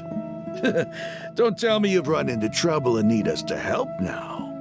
Raman! And... Sataria? Oh, you know me? Oh, well, you're pretty famous in the academia. Don't worry, these are our friends. No need to be so guarded. I see. I'm doing well. Many good things have happened recently. Same here. Really, I feel that my whole life has started to shine after suddenly finding a new direction. Oh, tell us everything. Yeah, you go ahead. Alright, well, I suppose I should start by saying I've decided to leave the academia. What? It's not that I've given up on being a scholar. Instead, you could say I've found a new identity. I will no longer pursue research like a typical scholar, but I have not completely given up on my relationship to knowledge either. I can see what you're saying now. What do you mean? I plan to leave the academia and return to teach here in the desert. Wow, so you want to become a teacher? Sataria will return to support education here and teach people from the desert. She can't teach everyone on her own, but there are many of us Eremites all over Sumeru. She came to discuss a collaboration with me and hoped that I could bring her ideas to the Eremites. Yes, it's my hope that the Eremites can help me select a group of smart people with the best aptitude for teaching. I'll teach them, and after they've finished learning from me, they can go educate more people. That is the true meaning of education and the spreading of knowledge. The people of King Deshret suffer from sandstorms, exile, and ignorance. Miss Sataria is more than welcome to come teach here. Her arrival is like a star shining in the desert night. The stars have always guided caravans, thieves, soldiers, and travelers who get lost in the night. They lead those in the dark out of trouble and back to safety. Oh, please. Where's all of this coming from? I'm starting to feel a little embarrassed. You deserve these compliments. Mercenaries are accustomed to danger and don't fear death, which is why we recognize extraordinary actions that common people would easily overlook. Setaria's idea will bring much good to many people. At first, I feared it was destined to fail. Everyone knows that the Academia doesn't allow scholars to teach in the desert without permission. As you know, all knowledge is under their surveillance and control, and very few desert dwellers are as lucky as me. But what I heard at that time has been haunting my heart, as if there were lightning bolts constantly bombarding my soul. Setaria, you tread a treacherous path, and the longer you ignore it, the tighter the Academia's grasp on you will become. Setaria, why haven't you gone home? Never forget that the desert that belongs to you lies elsewhere. Miss. These words sparked something in me, and I knew that I had to bring something back to my people after going home. I gathered up the courage to approach the Grand Sage, only to find that he was no longer at the Academia. Lord Sino told me that Azar didn't belong there anymore. Azar has received much-needed punishment. Though, if you ask me, it may have been too light. You probably have already heard. Lord Sino helped me obtain permission to leave the Academia for the desert, and accompanied me here to discuss collaboration with members of the Eremites. My plan was able to go smoothly thanks to him and Rahman. You're all doing so much for the desert. Aside from that, I also have some other business to discuss with Sino. Lesser Lord Kusanali has allocated many resources to support and develop the desert. I've done some business for her, and part of it required the assistance of the Eremites. I applied for a few batches of educational materials from the Academia, and sent them to several groups in the desert, as instructed by Lesser Lord Kusanali. I believe the people will make good use of them. That's exactly what the people here need. Physical books and other related items. If it weren't for Sino and Lesser Lord Kusanali, I'm afraid we'd never be able to get our hands on them. Apart from this, the Academia is also recruiting scholars that are willing to teach in the desert. I'll let you and Setaria know as soon as I have any more news. We must be persistent about this, and maintain these resources to ensure long-term effectiveness. This is the first time in hundreds of years we've had a glimmer of hope. I think this may be the turning point for the desert. Remember these words. Here lies our faithful priest, Kasala. His wisdom is a miracle among the people, deserving of high praise and admiration. I hope people with wisdom like that priest will rise again among the desert dwellers. Then we'll once again see the wisdom and glory that once shook the world. Enough about us. Are you here to discuss some business too? No, not at all. We're actually here on behalf of Nilu. Nilu wanted to write to everyone, but she wasn't sure where the letters should be sent, so she asked us to come find everyone personally. A celebration feast will be held in 2 days at the Grand Bazaar. She hopes that all of you will be able to attend. At the feast, we'll also be celebrating Sino's reinstatement as General Mahamatra. Although, judging from your appearance, it seems you've already been reinstated. Paimon thought you would only start working for the Academia after the feast. Celebration? Feast? It's the first I've heard of it. Tainari was right. He really didn't know. This feast is for you, Sino. Sounds to me like you'll have to be there. It's rare to see that kind of expression from Lord Sino. You must not like feasts very much. No, not really. But I'll go. Well, I still have a lot to handle here. Besides, I need to look after Miss Setaria in the desert, so I'll have to pass. I'm afraid I won't be able to join you. Although, if you'd be so kind, please give a message to Miss Nilu for me. The message is, I'm sorry for how I treated you before, but now I understand the beauty of your dance. It's like a light shining in the sky. You and the art you symbolize are not only beautiful, but also lively and powerful, so much so that it was prohibited. Please keep dancing, and someday I'll be able to appreciate your art in person. Okay, we've got all that down. Our job here is complete as well. Oh, Sino, remember, party's in 2 days. Make sure you're there. Got it.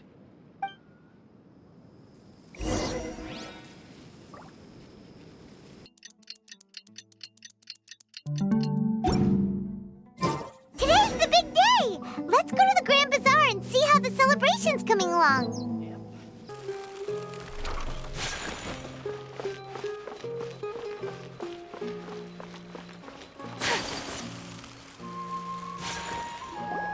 Everybody's already here. Looks like we're the last ones to arrive. I'm here. Ah, there you are. Well, look who finally decided to show up. You look like you came here immediately after finishing up some work. I'm very happy to see you here. But we're not late, are we? It's just that everyone else arrived ahead of time. I propose that the last one who arrived be put in charge of today's speeches. Nah, there won't be any speeches today. Oh, really? Well, even better. Come join us over here. Let's share some great food and drinks, and chat about all sorts of fun things. Everything looks quite good. Wow, Paimon can't wait! Traveler, just look at all the delicious food here.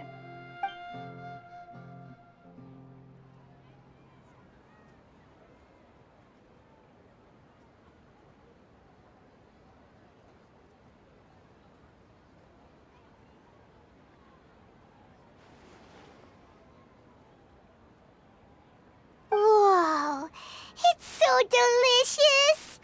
Oh, this grilled meat tastes amazing! The food was specially prepared for you by everyone in the Grand Bazaar. And we have gifts that were sent by the residents of Sumeru City when they heard we were holding a feast. Everyone that came said that you saved Sumeru, and wanted me to thank you all on their behalf. Ah, feels kinda nice to be seen as a hero. I could get used to this. Being a bodyguard is also a hero's job.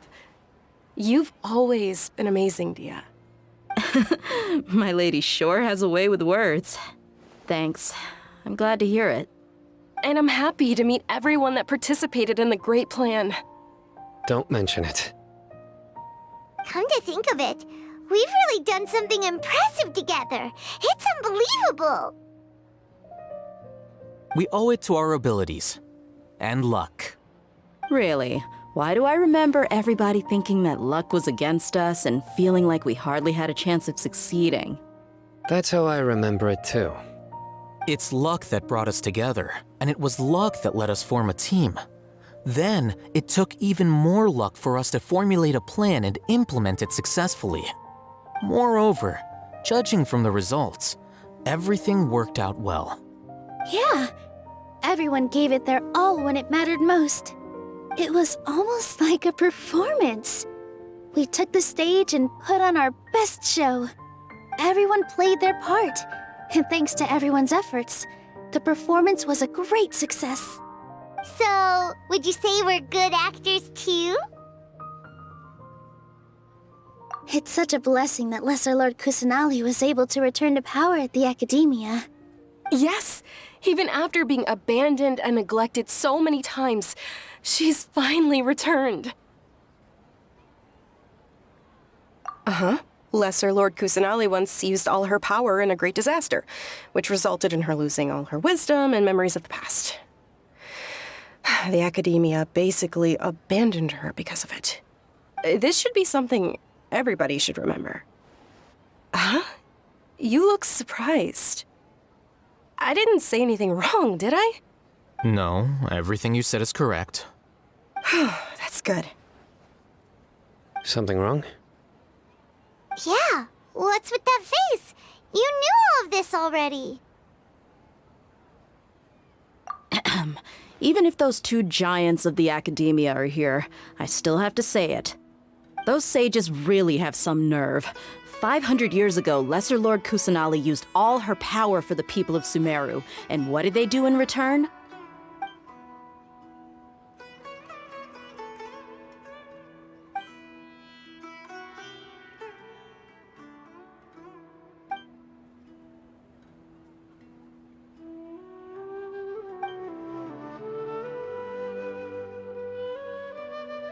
If you bite the hand that feeds you, don't act surprised when it turns into a knuckle sandwich, right, Sino?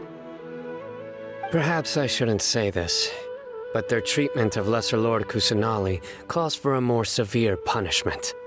You could simply tell Lesser Lord Kusanali that you wish to have Azar and his accomplices severely punished. I respect our deity's decision and won't interfere in any way. While we're on this topic, why didn't you accept the Academia's invitation to become the Grand Sage? Are you trying to say that I'm fit to be a sage? Not at all. But every person handling the selection process has said that you are the most suitable candidate to lead the Academia right now. Why? Because he dethroned Azar from power? Could you try to put it another way? This is a good thing, yet you're making it sound like I overthrew Azar for my own personal gain. But seriously, though, I always wondered if you had some personal motives behind it. I did have my own motive, but it had nothing to do with being a sage. If the rules of our nation were suddenly cast by the wayside, then it wouldn't be long until chaos ensued. I had no intention of letting their dreams disrupt my life. By that, you mean your life working as the Academia's scribe? Precisely. Wait, is that all? So, that's the only reason why you joined us and came up with all those plans? It's reason enough. You've certainly got quite the personality. You flatter me. All right then. How about you? You've already resumed work as the General Mahamatra, right? That's right. Will you be happy with that life? It's not about being happy. There are merely a lot of things that I must do. Even so, keep your spirits up and try to be happy, okay? And try to smile more every day, just like I'm doing now. Thank you. I'll keep that in mind.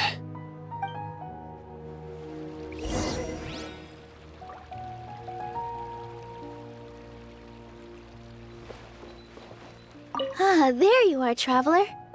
Well, how is it? Are you enjoying the feast today?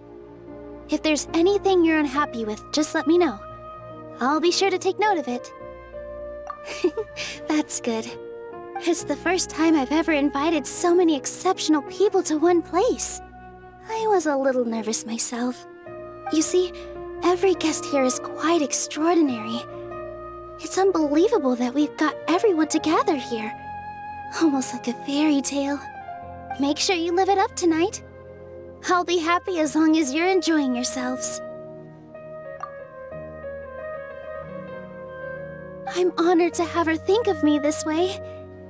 If I have a chance in the future, I would really like to invite her to one of my performances. I can't explain why, but I just feel elated right now. Thank you.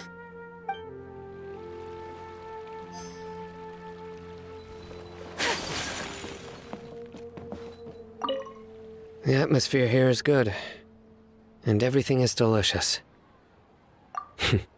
Yeah. I don't often come to such places, but it feels quite good. I have a lot to handle these days. Otherwise, I could show you around. There's always next time. We're friends after all. This feast is pretty good. I like it.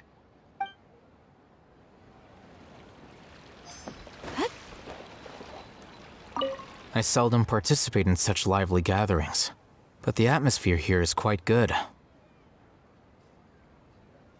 No. This gathering today has a unique meaning. The Grand Bazaar is lively because the people here feel happiness from the bottom of their hearts. Unlike the farces at the Academia. That happiness is an emotion that'll be forever alien to those bookworms who have driven themselves insane by studying. I seem to have taken both keys when I left the house. Oh well.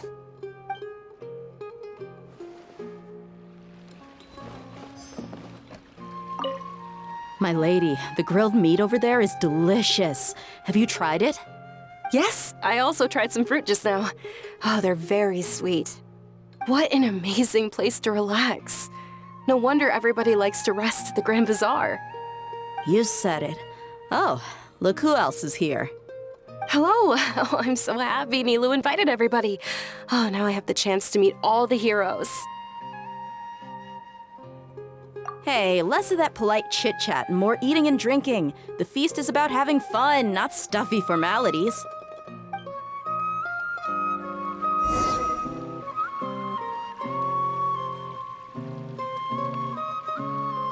Hey, what's wrong? Your head is starting to droop.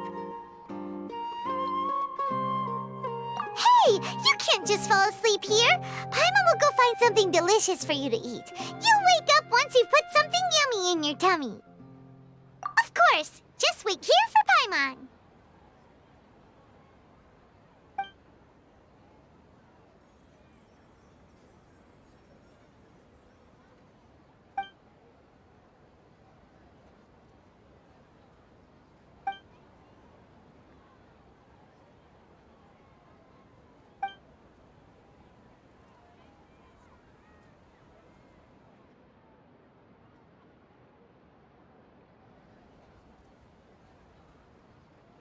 It's me.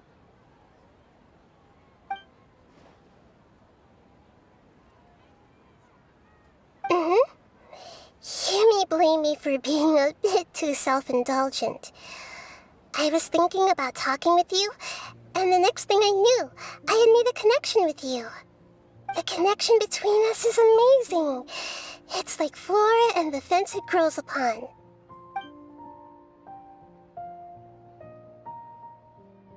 I heard there's an amazing celebration feast today at the Grand Bazaar. I wanted to have a look for myself, so I snuck in. Lately, I've been so busy dealing with all the fallout from recent events, so I really haven't had any free time. Although you've already helped me with a lot, there's still one more thing I hope you can help me with.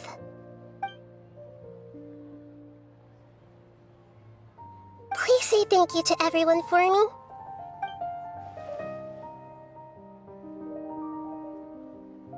Oh, is it not convenient for you to do that for me?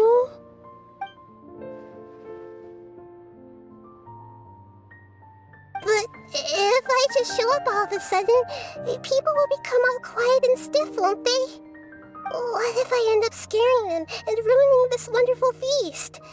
That'd be the last thing I want.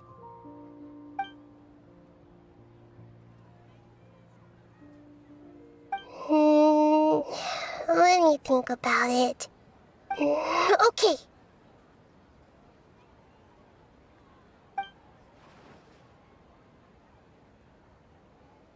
Yes, I have.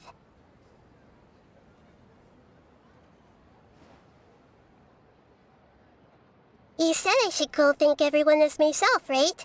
So, I've decided to borrow your body for the time being. Please don't blame me. The flora also climbs up to the fence to get closer to the sky.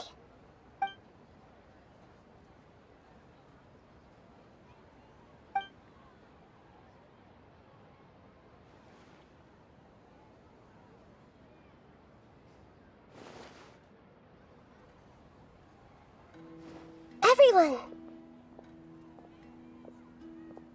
Are you awake now? Paimon was just about to bring you the food. It's me. Huh? That voice. Nahida? Hold up, what's going on?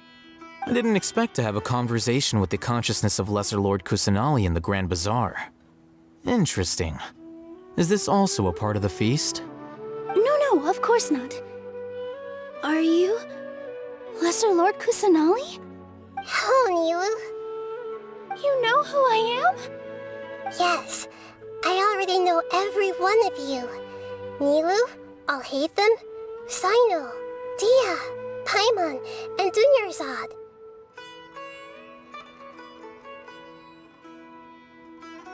Lesser Lord Kusanali? I took the liberty of occupying the Traveler's body so that I could thank all of you in person. Thank you so much for rescuing me, even if that meant placing your own safety in peril and taking the risk of becoming enemies with the Academia, the Sages, the Doctor, the Balladeer, and even the entirety of Sumeru. Without you, without any of you, I would have been in a much more difficult situation. Had you not helped me to resolve the crisis, not only I, but Sumeru and even the entirety of Teyvat would have suffered great misfortune. People refer to you as the heroes who managed to rescue a god. I'm quite fond of this name. It not only explains your identities, but also bears witness to your relationship with me.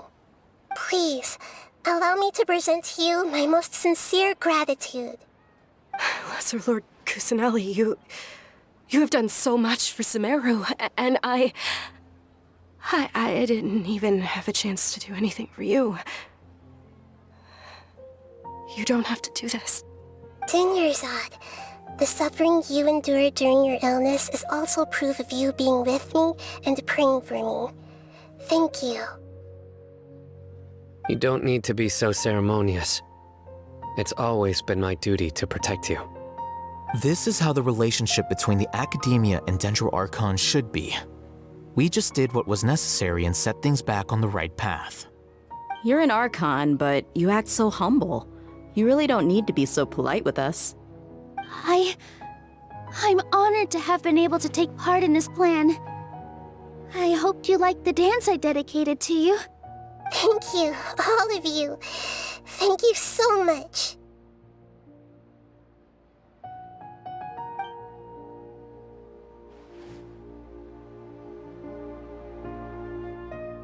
Yeah.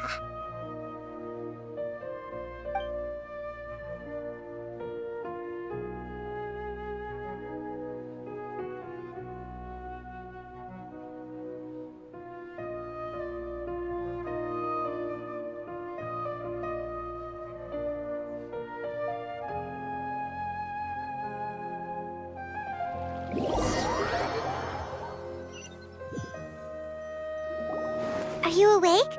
Did you rest well?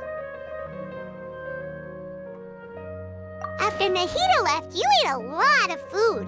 You've become a glutton.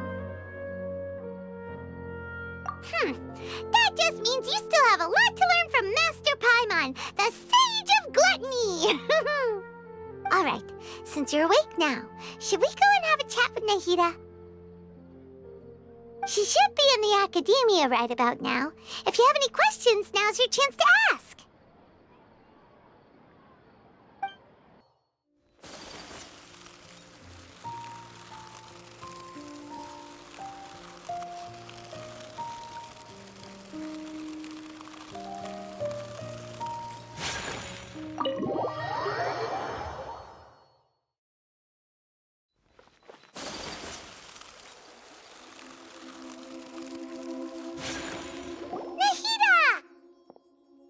Hello, Traveler and Paimon. What a fantastic night.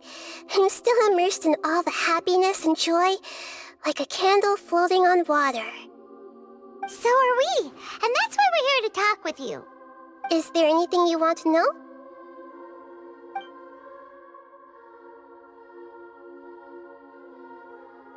After recent events, the Akasha can no longer function as it used to. I've given it some thought, and have decided to shut it down permanently. But this is definitely not a bad thing. Even from the beginning, I've been planning to shut it down. The Akasha's centralized administration of knowledge has always restrained people's curiosity and curtailed the number of paths available to them. I don't think this is good for Sumeru. Although people may initially feel a little uncomfortable with the loss of the Akasha, they will soon understand that this life is more suitable for them. And as for the future of Sumeru, I'm preparing to regain control of the academia. The former sages have received their punishment, but the new sages have yet to be selected. I will oversee the process personally. I hope that the new 6th grade sages will be more focused on academics. Sumeru needs such leaders more than ever. The other big issue is the people of King Deshret. All the residents of the desert, in fact. They have been mistreated for far too long. I've already taken some measures to address this. It will take some time to rebuild everything, but no matter if it's culture, friendship, or trust, we will rebuild it. You mean, what happened after the doctor put you to sleep? Not exactly. The top-ranked Fatui Harbingers, up to number 3, possess power comparable to that of gods. I was no match for him in that kind of situation. However, in spite of the bad situation, I still managed to make a fair deal with the doctor. I'm sure you remember the entity that changed your fate, the Heavenly Principles. In fact, the Heavenly Principles has been quiet since the Conria disaster 500 years ago. I used this point as leverage against the doctor. I told him that the Heavenly Principles may be awakened if I destroy the Gnosis. Although it was just a bluff, he still fell for it. I assumed that the Heavenly Principles wouldn't just stand by and let such extensive damage to its laws take place. And as for what I exchanged for the Gnosis, the exchange served as both punishment for the doctor as well as a boon of new knowledge that I couldn't refuse as the God of Wisdom. He's still in a coma. I've hidden him like how one would hide a feather. I know you have many misgivings about him, but as someone who had become a god, he has retained a number of very useful features. Don't worry, I'll keep an eye on him and make sure he doesn't do any evil. In addition, there are still some mysteries left in him. Some things may be very clear from my perspective, but he is still yet to understand them himself. His future will be determined by fate. Is that where you're headed next? Fontaine, the Nation of Justice? As far as I know, that nation operates on a judicial system. Does their Archon personally judge people? No, there's a Chief Justice in Fontaine. Generally speaking, the Hydra Archon, Focalor, won't preside over individual trials. However, even then, Focalor will still make herself present at just about every trial. It seems that she just likes to immerse herself in that sort of atmosphere. As Archon, she still reserves the right to influence the final verdict. Anyway, let's just say she's got, a very unique personality. Are you sure? Isn't there something else you haven't asked about yet? Huh? You mean... About your brother. While you were resting at Gandharvaville, I took some time to perform an Irminsul search for information on your brother. Yeah! Isn't Irminsul a repository for all the information and memories of Teyvat? So there shouldn't be anything on her or her brother. This is true in your case.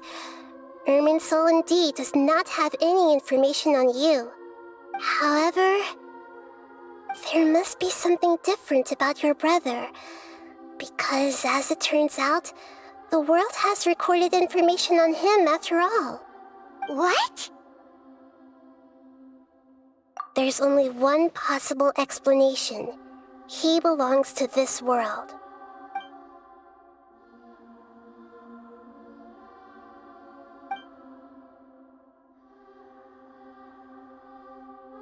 But nothing about this makes any sense!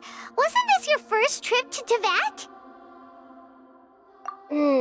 According to the records I was able to access, your sibling suddenly appeared in Conria. After the Conria disaster, he began his journey through the 7 nations of Teyvat. But just as his journey was about to reach its conclusion, the Irminsul records on him suddenly become fuzzy. What do you mean, fuzzy? Did something happen to him? All I know for sure is that somebody, for reasons only they can know, is deliberately obfuscating his fate. And whoever it is, if they can do that, who knows what else they're capable of. But even that wouldn't explain how he somehow comes from this world. Something else I noticed was that according to these records, the Fatui have not classified your sibling as one of the Descenders.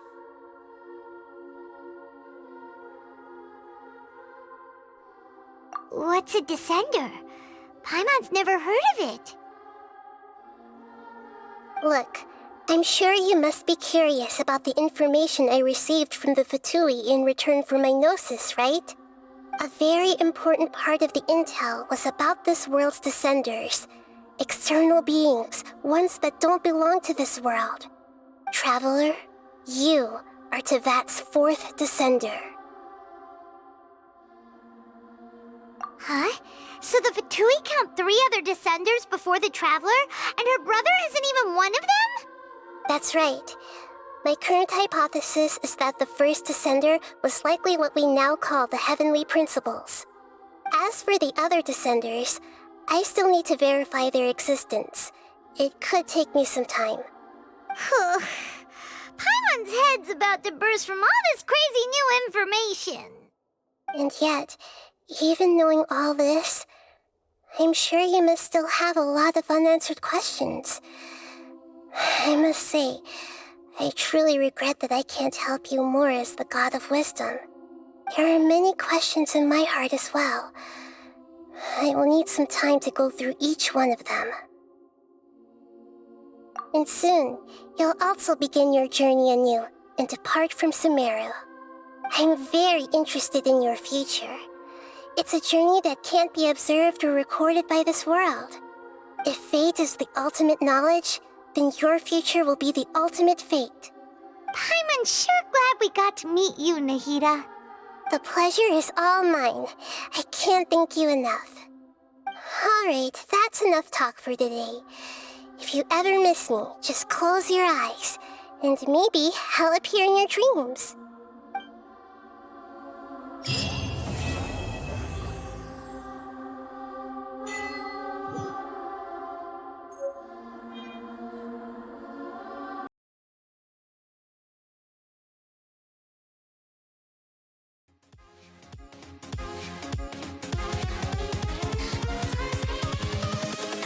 Invincible.